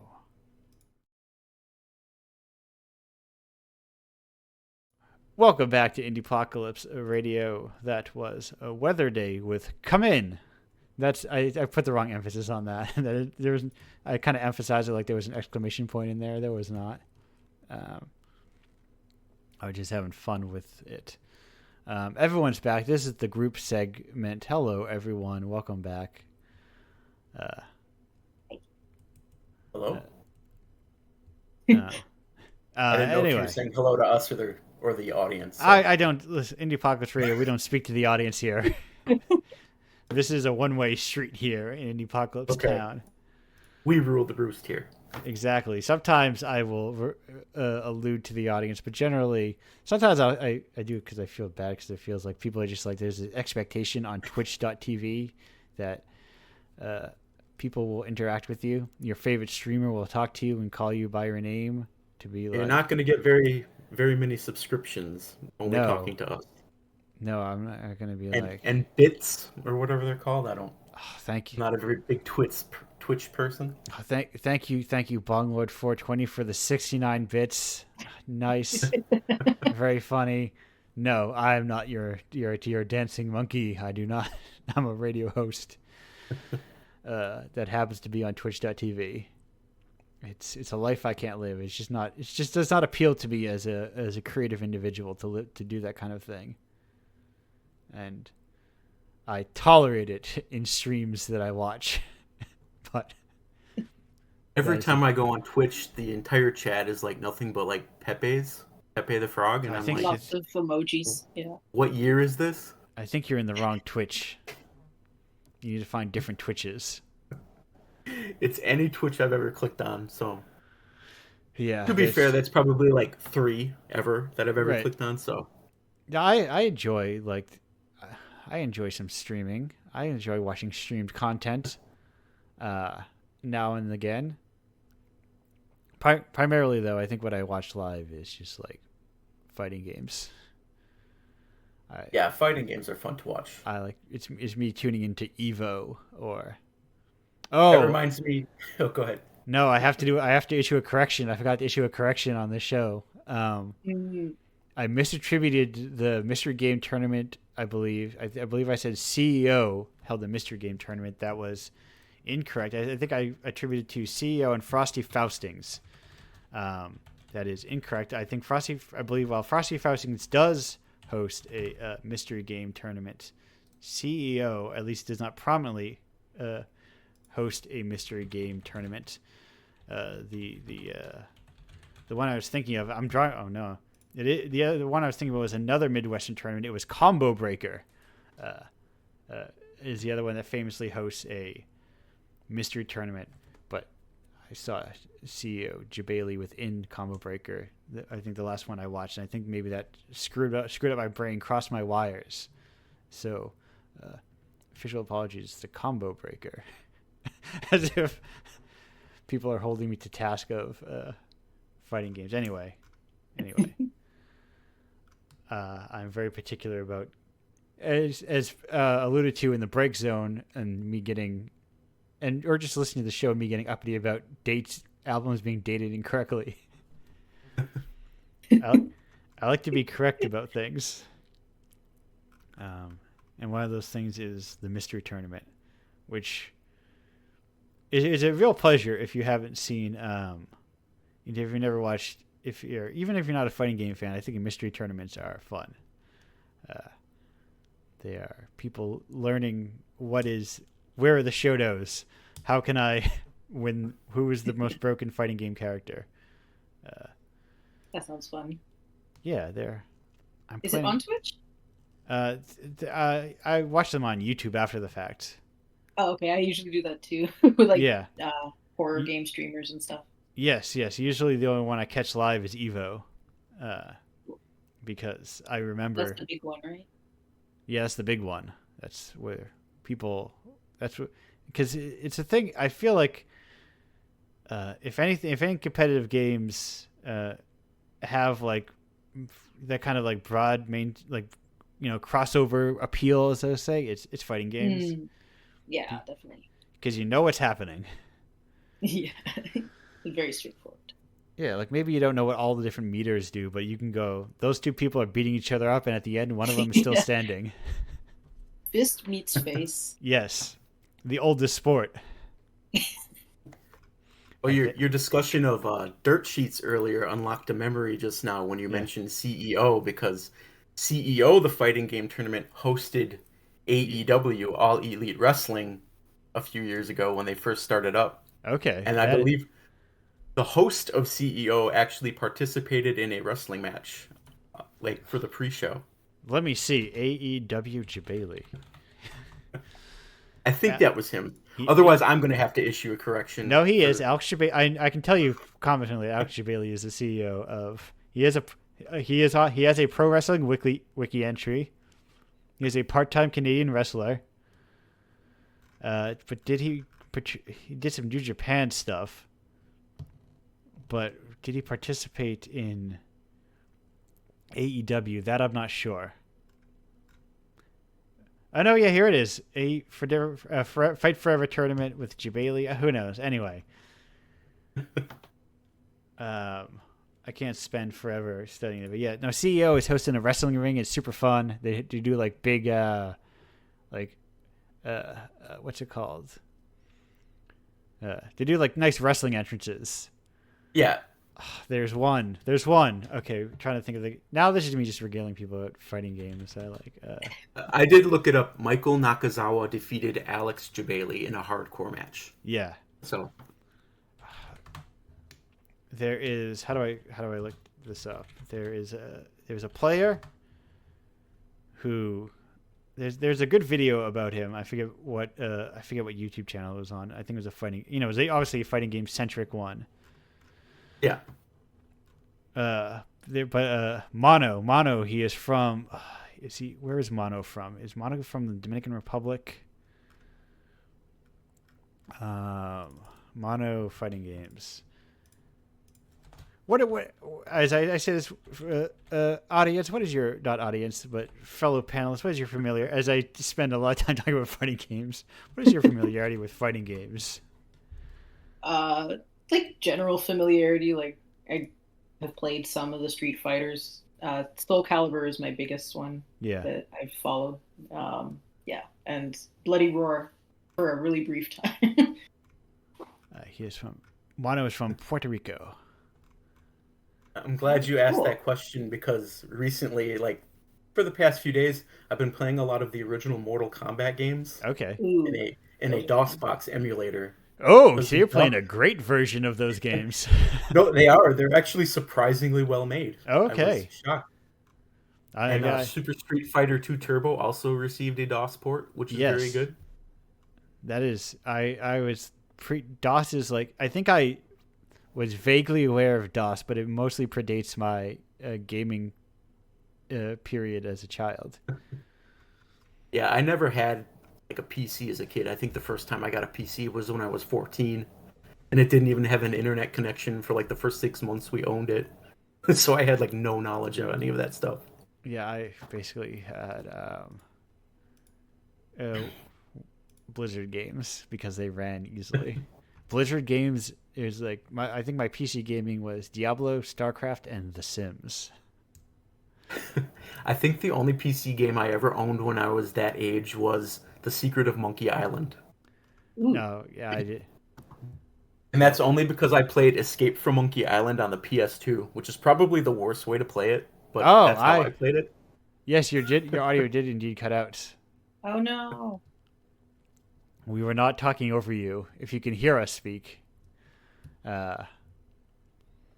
Yeah, no, I bought a I bought a PS2 version of Escape from Monkey Island, and is that how I might have even played it? I don't remember. Yeah, that's how I got into Monkey Island, was playing that game. That is And I like thought it was so funny. I remember lending it out to my friend, like, you have to play this game, it's so funny. that is such a weird. I do really like weird ways of getting into beloved series and that kind of thing. Yeah. But I could not even tell you like how I even came to own that game on the PlayStation, like where the first time I played it is. I could not tell you. I just know that I owned it. That was the first place. That's one of the sad things. Oh, welcome back. Hello, we can hear you now. Yeah. To catch up a little bit, I also love Soul Calibur. Okay. That was my jam. And like Bloody Roar, like I remember being like a kid and renting the games with like the PlayStation 1 that I definitely shouldn't have been playing. It was Bloody Roar and like Primal Fury or Primal Rage or whatever. You play as like dinosaurs and apes and I stuff. thought about that one. Oh my god. I was playing a bit of that this week too. It was so like gory and terrible. Yeah. But I lost track of what the thing I was actually going to say when I hop back in. Anyway, continue. I'm going to close my tabs and close these thoughts. I forget what the video is, but there's a video about Mono if you look it up about his run with Fang, and I was like I misattribute the country because I'm an old school guy, so I was like, I'm representing country. What about PR Belrog? But anyway, it's very. I was thinking of that because he enters the stage where like he's on people's shoulders and he's like. There was a joke, a running thing going where he was like running tournaments down in Puerto Rico and like they charge people for water or something at an event. So he's like handing out Dasanis and people giving him money as he was. It's like it's so high energy, and fighting games feel immensely like of the people. As far as esports go, that's why you get like so many people from all over the world. You know, it's born of if you're playing like League of Legends or Counter-Strike, you need like a PC. Yeah, it's very specific. Yeah. But like, you know, you could grow up playing fighting games at your locals or just like at an arcade for like quarters. It was the people's sport, and it kind of bred that culture. In terms of viewing, in terms of audience, no, I'm not a big. I've established I'm not a pro gamer. Yes. But I think of fighting games, the matches tend to be faster. Yeah. So like I'm thinking of like if you're watching like because like StarCraft 2 got really big into like esports and that sort of thing. Like I could not imagine sitting there watching a StarCraft game. Like I love playing StarCraft as a game and like especially with the world editor mode. I could not imagine like sitting there and watching people play StarCraft, even if it was like a really well played game. I'm like that's but like a fighting game. That's action. That's exciting. That's yeah.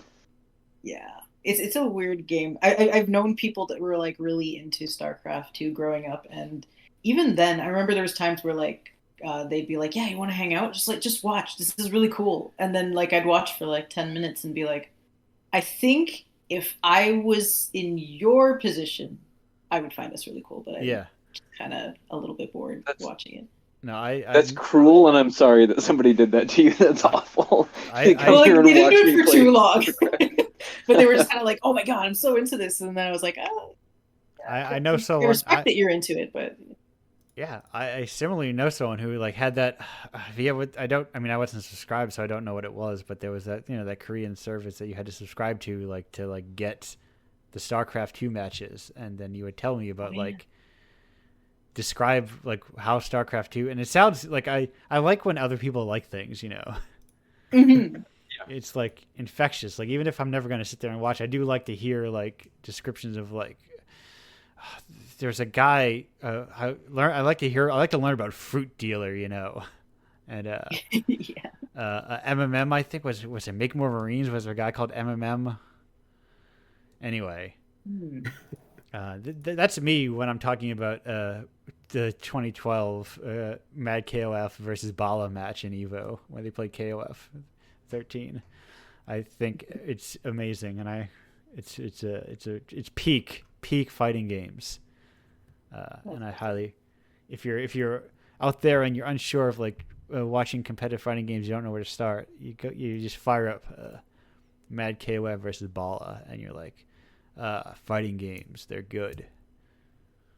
Or you watch some Evo Dragon Ball matches and hear the crowd yell when Yeah. Goku yells and the crowd also yells. That's great. There's at some point there's there's people rushing the stage. There's there's like huge Mexican flags floating around the background. It's like, man, it's this is esports.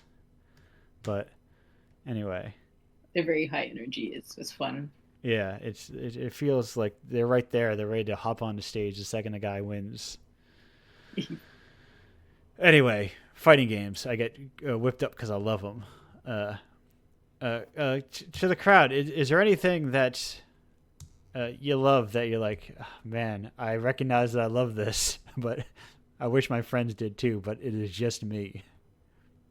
That's a hard. That's a hard one to think about, actually.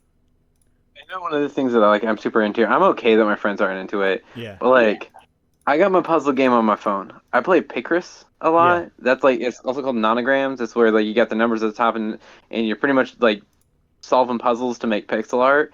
I probably play that game way too much, and it's every now and then like I'll make one. I'm like, oh, that was really cool. Like I should share it with people. And I'm like, they don't care.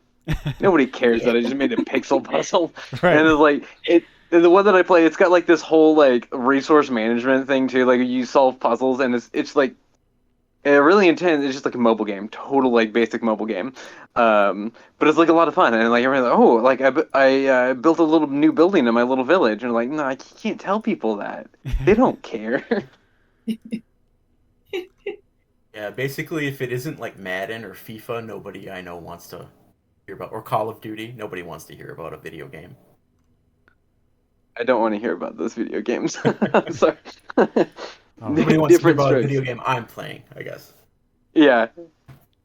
I would love to watch things like that. Like I think about this a lot with sport, like analog sports, I guess, the one where they have balls and gear Oh, and stuff, Yeah. nets.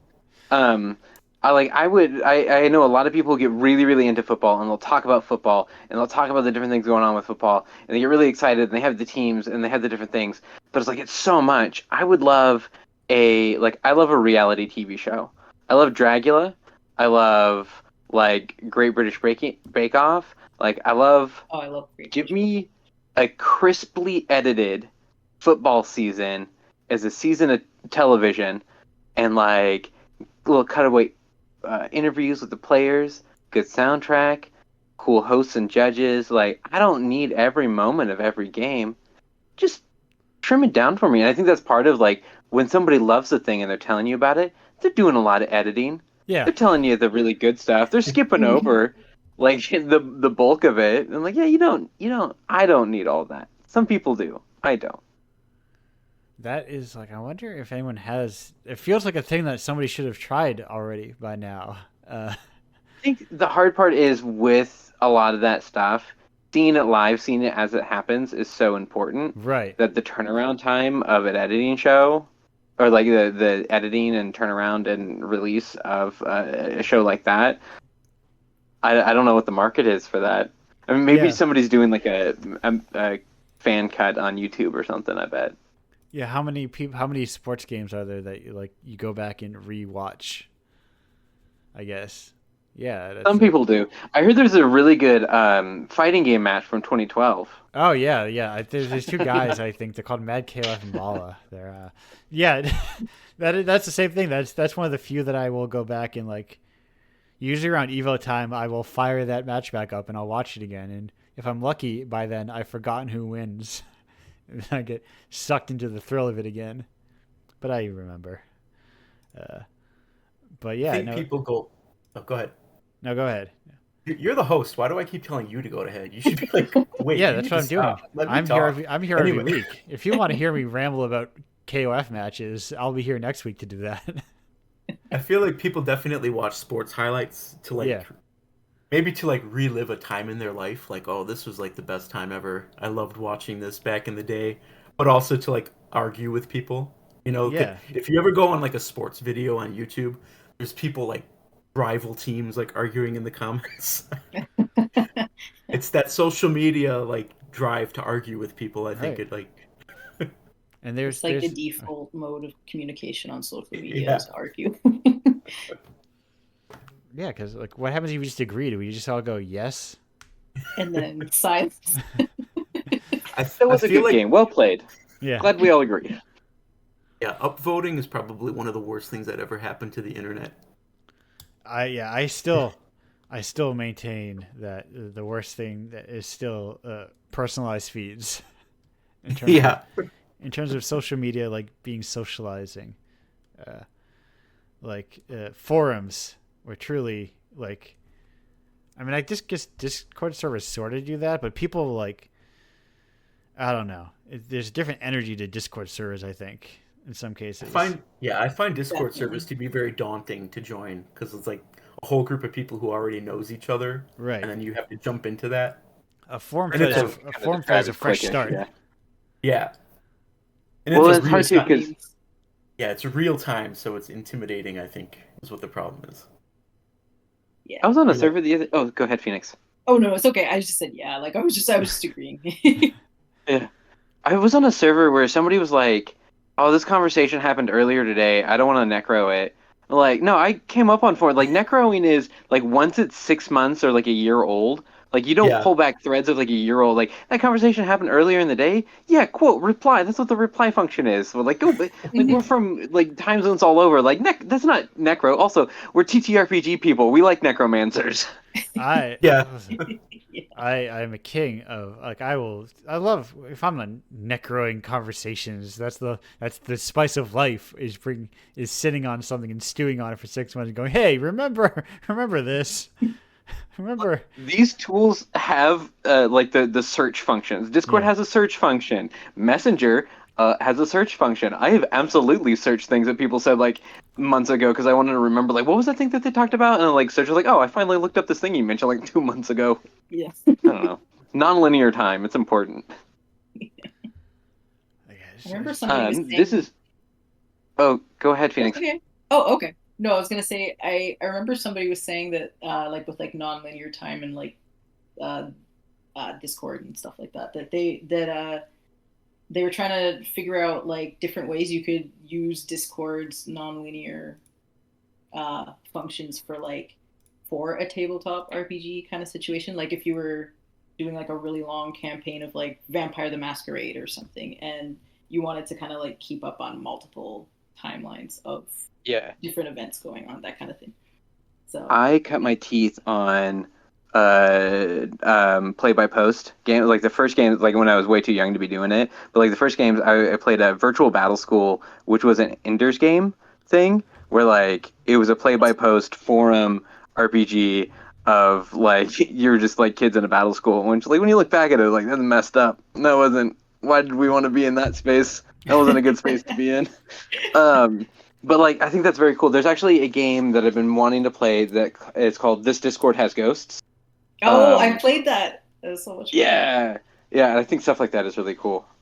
Yeah, that was a really cool thing. I wasn't one of the players, but I was one of the, I can't remember what they called it, but I think they call it, it was either spirit or, but like there was a bunch of us that would give hints to the players during the session, where if they entered a certain room and they were about to get haunted or something, we would uh, give them emoji hints or something like that.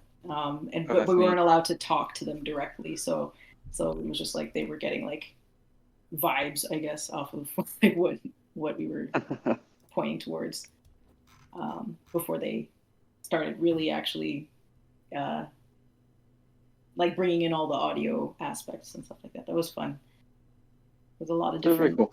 Yeah, it's actually. Oh my god, what was I gonna say? Um, don't remember. But yeah, but that's a really cool game actually. I would, if you ever get a chance to play it, I would recommend it to anyone. Uh, it was a lot of I fun. do really just like enjoy that approach of how can we use this space like either to play games or to do something differently. And in the server that we're in, there's a lot of that forum nostalgia, and I think post Twitter exodus, where we all ran to different platforms, and like Mm-hmm. right now I'm spread super thin. I'm simultaneously reintroducing myself to both Mastodon and like trying to figure out Blue Sky, and Yeah, like I camped on my username on Threads, and I'm Ah, like I don't, but like I genuinely enjoy co-hosts. It's like this is too much. yeah, it's a lot. So It's very much atomized now. yeah, yeah. Yeah. I have you considered my favorite option? Host a weekly radio show. like I keep like thinking like I should just find like a like new social media, the comment sections on recipes Yeah, websites. Like, hey, let's just all meet up on this one Google Doc and post our edits and leave comments and resolve those comments once we're done talking about it. Like, why do we don't let's not play by the rules anymore. But also, I want to try to sell games, so that also doesn't work. right. That is right. That is the problem I've. But also, what if you just go to your local craft market and I do. Oh my god, I love craft yeah, markets. I'm so glad you said that. And like, yeah, I would love if video game people like somebody just has a TV set up on their thing or like their yeah, computer and they're like running a game. That'd be awesome to see that next to all the, knit things and scented candles and yeah. I don't know. Yeah, that'd be awesome. I highly recommend all the gamers. I don't have a tape within arm's reach, but uh, those tapes that I do are a super cheap way to sell digital games that looks cool, and people are like, "Ah, it's cool." Tapes, and then they flip them over and they see a USB stick inside. They're like, "Ah, that's still cool. Sometimes it's cooler." That's so That cool. is super cool. I Uh, like that idea. it's like I stole it from people who put Game Boy games inside of those, and I was like, "Huh, Game Boy games, eh? What if I put USB sticks?" For my 30th birthday, which I won't say how long ago that was, I realized that I had released 30 games of varying sizes. Some of Yeah, them are pretty small. So I did like a giveaway on some of my social medias where I put them all onto discs. I just had like blank discs yeah. and like I drew on them with Sharpies and like I had little jewel cases and I did like a printout like now that's what I call games 30. Um, and like I gave away like five of them and it was just like yeah, I miss making mixtapes for people and burning discs and I don't know. Me too. I used to actually have a bunch of DVD Rs because I did that at one point, but then I ran into a problem where people don't have as Have many, disk drives they anymore? don't have disk drives anymore. Yeah. Yeah. And I was like, oh. I mean, I myself had to buy a external DVD writer, so that says a lot about as someone who my computer does have a disk drive, but did not have a writer capabilities. So that's kind of put that on the back burner for a while until I found a way to properly display USB sticks because I knew like USB sticks, but how do I make them look nice? I think that's really cool though. Thank because you. a lot of people have that like I find that's how do I put it? There's certain like formats like with the tape, like the tape cassette thing, or like a DVD package per se or something like Yeah. that, where like it has like a really strong, I don't know, it just like it evokes a certain kind of headspace, I guess. Like even when you're somebody who might be like, I don't know, Gen Z or something like that, and they don't have as much of like a direct link to mixtape type stuff, like everyone kind of, I find, has like a pretty general sense of like that, like, oh, do it yourself, and like Yeah. um putting together a bunch of different stuff that you think would go together really well and complement it, and like give it to somebody that you think like, yeah, you would probably like these 5 things. I put Right. it together for you. Like I myself have no real nostalgia for I never owned a tape, you know. Like I I have. did.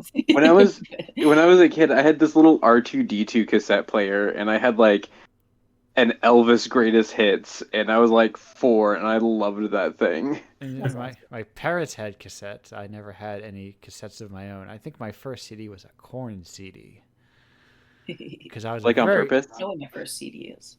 because I was a very cool kid, of course. I think the first album I ever bought with my own money was Harvey Danger, Where Have All the Merrymakers Gone? And it's still one of my favorites. I That or Weird Al. I cannot vouch for my enjoyment still of Korn. I think the first CD I ever received was the Pokemon To Be a Master soundtrack for my 12th birthday. That one was great. Nice. I was not a nerd.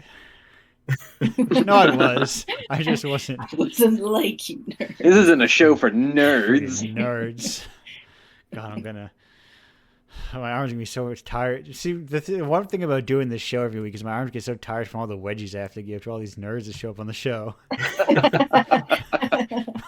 You gotta show them their place. Yeah, go. How dare you enjoy things publicly? And then come here and share more of it. Anyway, I did not own that. I was too cool. Or maybe, I don't know. Who knows? I watched Pokemon. I played all the Pokemon games. I had all 150. We had link cables. And then First Pokemon video game I ever owned was Sun. Actually, I was slow to that boat. well, I was a Digimon kid. I still play the Digimon trading was fun. card game sometimes. Nice. I think we played it a couple times, but like an adult, I put away Pokemon and I started playing SMT and MTG,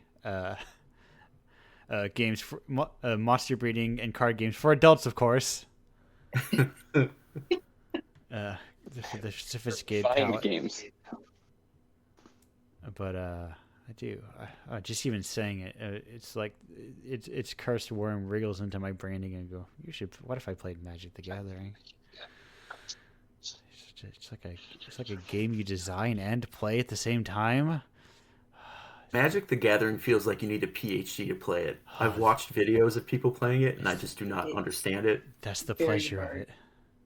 Yu-Gi-Oh! To Too. play it well. Yu-Gi-Oh! Feels like you need a master's degree to play it. Like, I do not understand Yu-Gi-Oh! At all. I've tried. I just don't get it. That it's the beauty of legacy games where they just have so much stuff in them. Games full of stuff. But I think Pokemon's probably the same way now. There's probably just so much stuff in Pokemon that I don't get it. But I basically stick to like the very original sets because I understand how to play that one. There's too much detail in the new ones. right. I do play them sometimes, but yeah. I'll stick with what I know. Speaking of sticking with what I know is how to end a show. Because we are approaching 2 hours here on the show. And I think that's a good length for a show, especially because it often drags long past that. But I need to start ramping up, This is where your GPS says the next exit is in 2 miles. Does anyone have any pressing last-minute statements that they need to get out? Any questions for anyone else that they said, oh, I got to say this before the show ends? So I Google stalked Scrounging for Cats up, and but Phoenix, I missed what your URL is, where your site is. We're getting to that. We're getting to that. That's Taylor. You're jumping ahead of the gun. We're gonna get to that.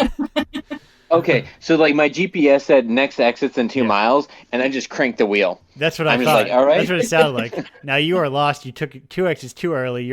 We're not doing the situation where it's like take the next right, but there's 2 rights coming up and you get nervous and you take the first one.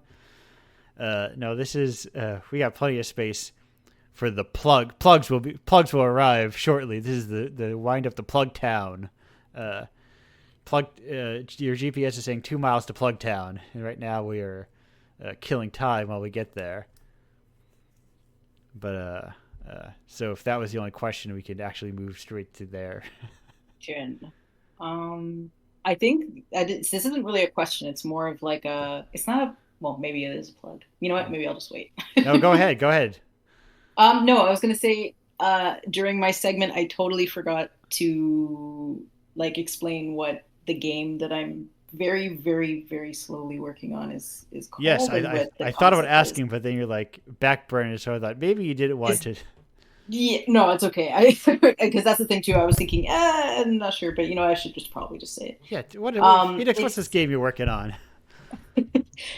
So it's based in Twine. It might become a different platform at some point, but it's basically a choice-based dialogue mostly game based off of a lot of gothic stories that I like. I called it The Wraith, and the basic elevator pitch of it is you are your sister's jailer, and you must interrogate her to find out whether or not she is an eldritch being or not. So that's what I've been working on for a while. It's changing shape over time, and it's sort of loosely based off of 2 of my protagonists from playthroughs of different Dragon Age games and stuff like that. So perfect. That's what I've been working on. And that's actually a perfect segue into Phoenix. Where can people find stuff like this? Where can people find your work online? Okay. Well, I go by my name, Phoenix Sims, on most platforms. That's with 2 M's. So yes, 2 M's, not 1. I don't speak Simlish. Yes. But that would be cool if I did. I am phoenixsims.bsky.social on Blue Sky. I'm also Phoenix Sims on co-host. And same for Twitter, although I'm fairly dead on there right now.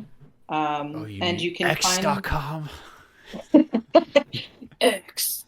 It sounds so Spike TV-esque. We're bringing it back. Spin G4 back up again for the 3rd time. Oh, give it a 3rd go round. 3rd time's a charm. Yeah. I have a muckrack portfolio if people want to see the stuff that I work on both at Unwinnable and at Paste Games. And again, I'm just at Phoenix Sims. So yeah, it's pretty easy to find me. Yeah, just pretty much any platform. My number 1 recommendation is, hey, have a website. Number 2 recommendation is, just use your name for everything. Yeah.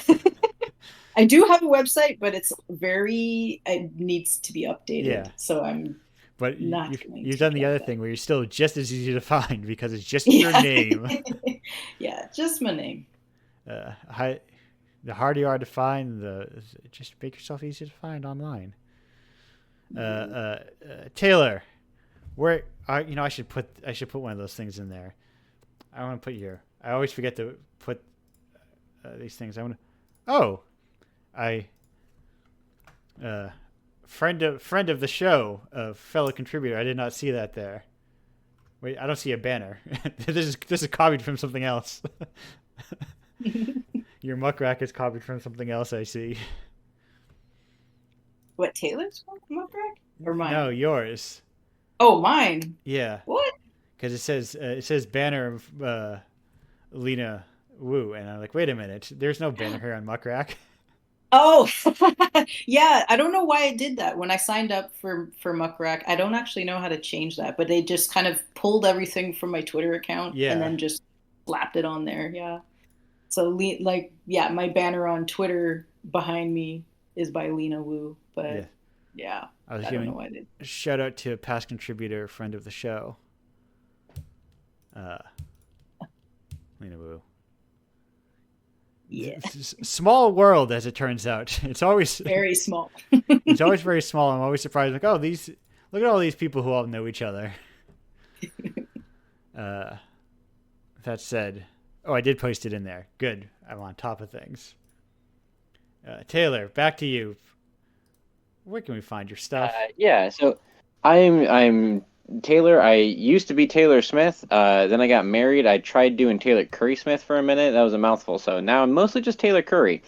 And that's Curey. Yes. But really, I am Whimsy Machine Media on a lot of the social medias, which I've been seeing abbreviated as SOCMED, SOCMED, and I like that because it sounds like an Egyptian god. We're all just praising SOCMED. No, it sounds like the kind of thing an outsider would take when he gets sick. Oh, also that, yeah. Sorry, the opponents of the outsiders. I'm on whimsymachine.media is my website, and then I'm on Blue Sky, Mastodon, the co-host, Threads, I guess. Not really on Instagram. That's mostly just selfies and cat photos. Yeah.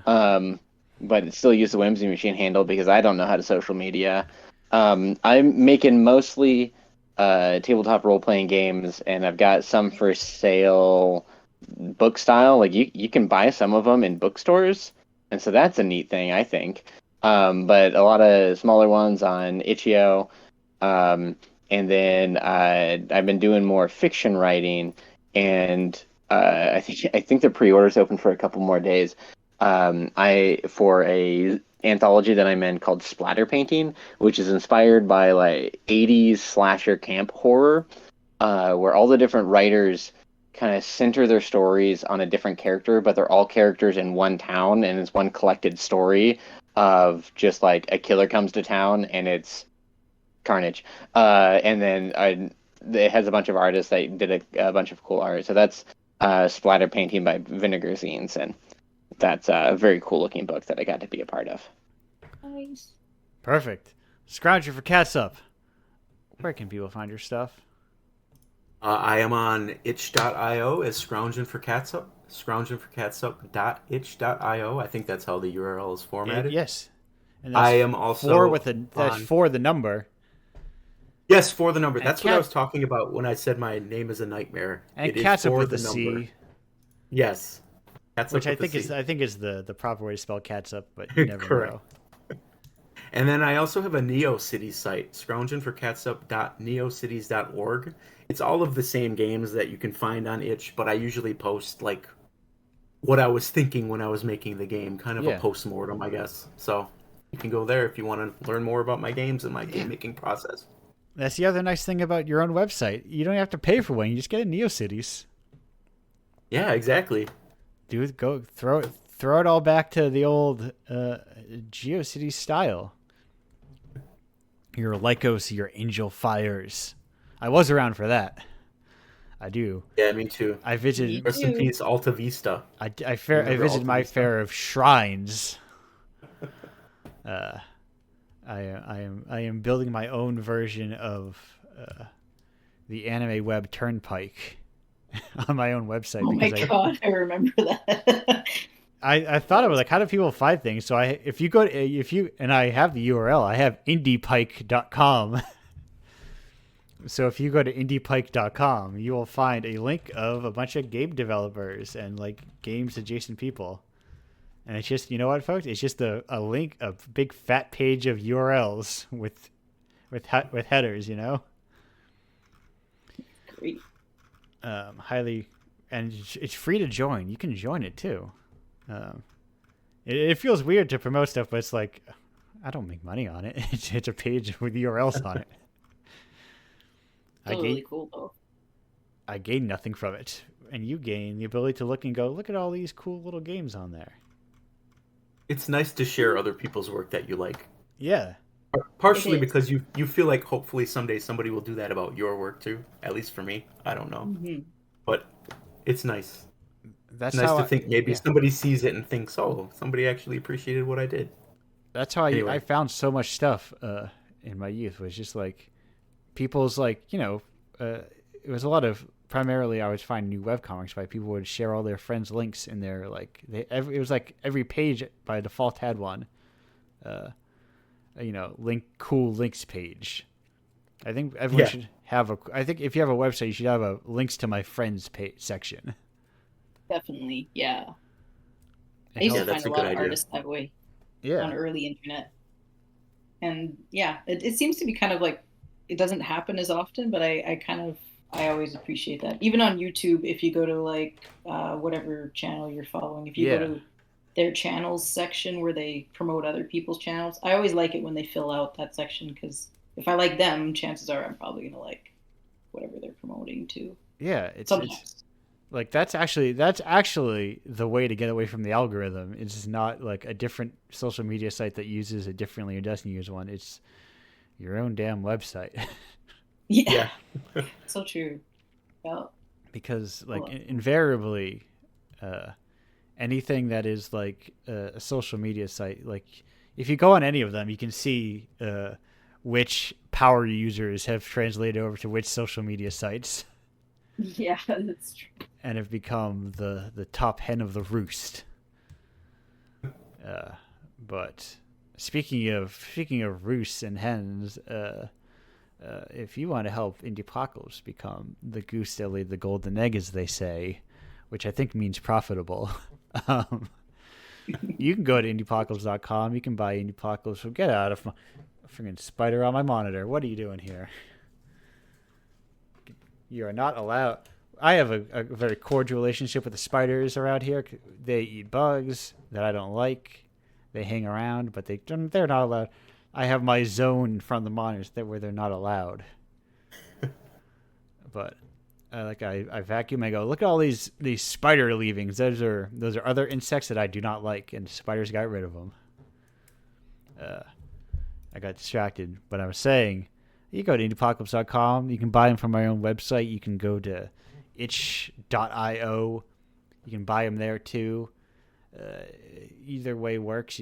Technically, they're on sale on my site because I want more people to just be able to buy things from my own website, because the money comes in way faster, and I think I take less of I go through less processing fees.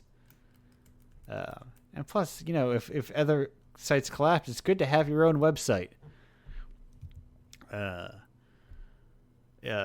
Those tapes I was talking about earlier, if you want a physical edition of Indiepocalypse, you can go to indiepocalypse.com/tapes. You can get mystery tapes if you don't know which of the 46 of them you would want to get. You can just get them randomly, and I said this morning, but I think it's nice to like. Is it like a Mystery Science Theater thing about this? The idea of keep circulating the tapes. Is that where that comes from? Or keep spraying keep spraying the tapes. And I was thinking, like, yeah, I like that idea of just like, if you get a copy of Indiepocalypse, a physical edition, just trade it with friends. Pass them around. Like, if you just put them on your drive and just like move, there's no DRM. You just click on the Indiepocalypse zip and copy to your computer, pass it off to a friend. That's all good with me. You can in fact copy that floppy. Just don't sell them. That'd be weird.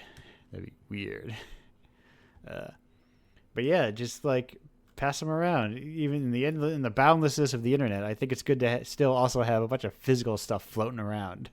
It preserves it. I have like a bunch of indie games on my computer from like decades ago, and I think some of them you cannot get online anywhere anymore.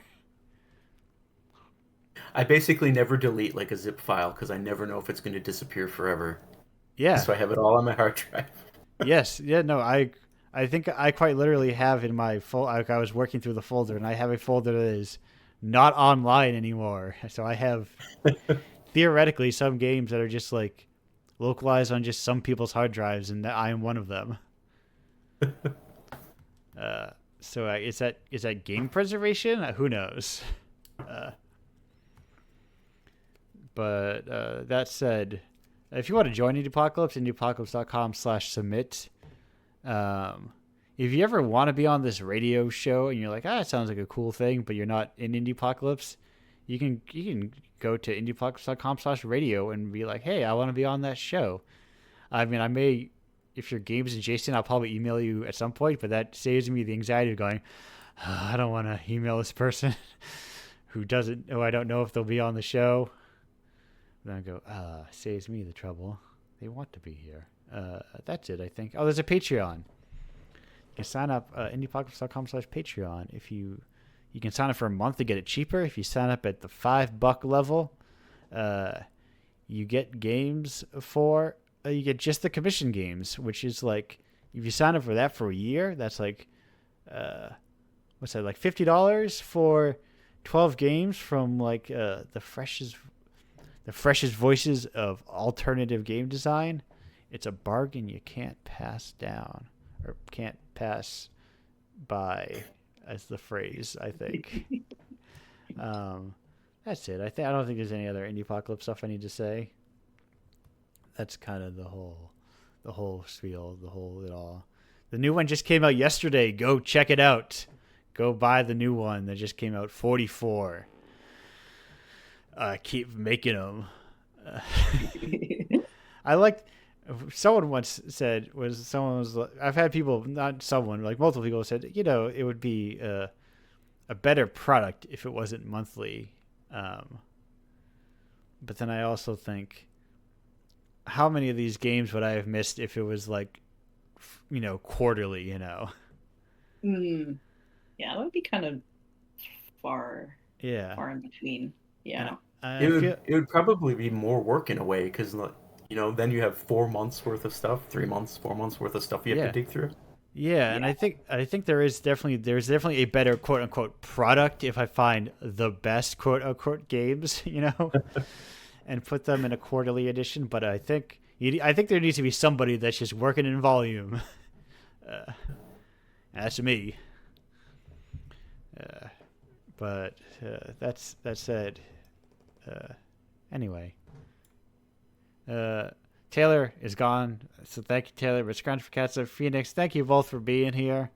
Thank you for having me. Well, thank you for having me. Love doing the show. Love hanging out with people. It's a cool thing that it's fun to do. We're for people who very rarely are all of us going to find ourselves in the same space, physical space. Sure. Yeah. A weird thing about the internet age. Yeah, so I'm or trying just to. In general, I guess.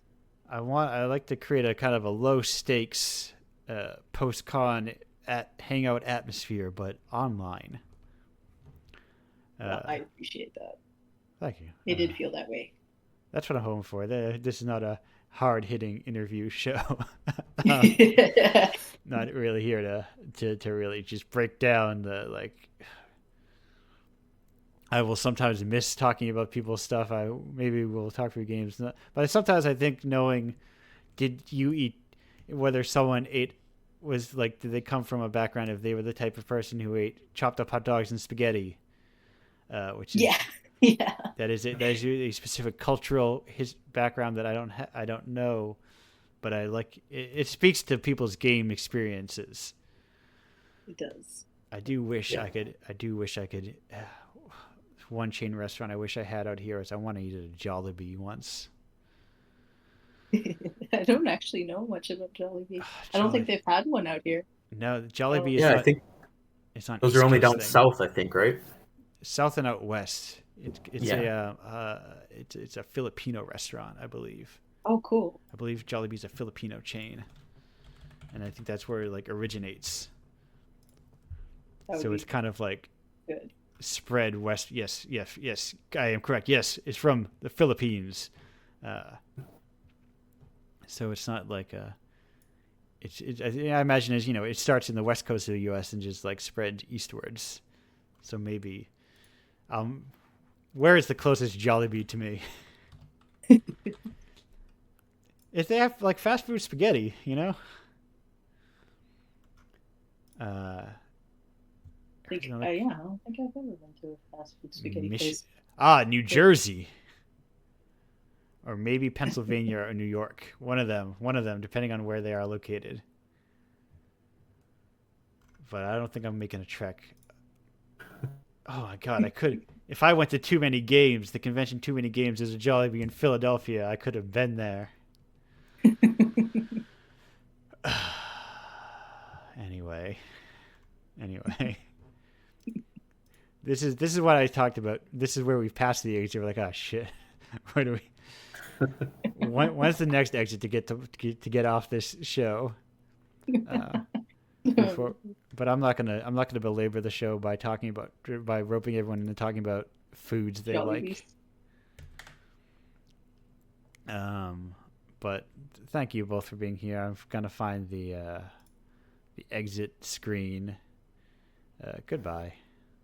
Goodbye. Bye. Thank you. Thank you.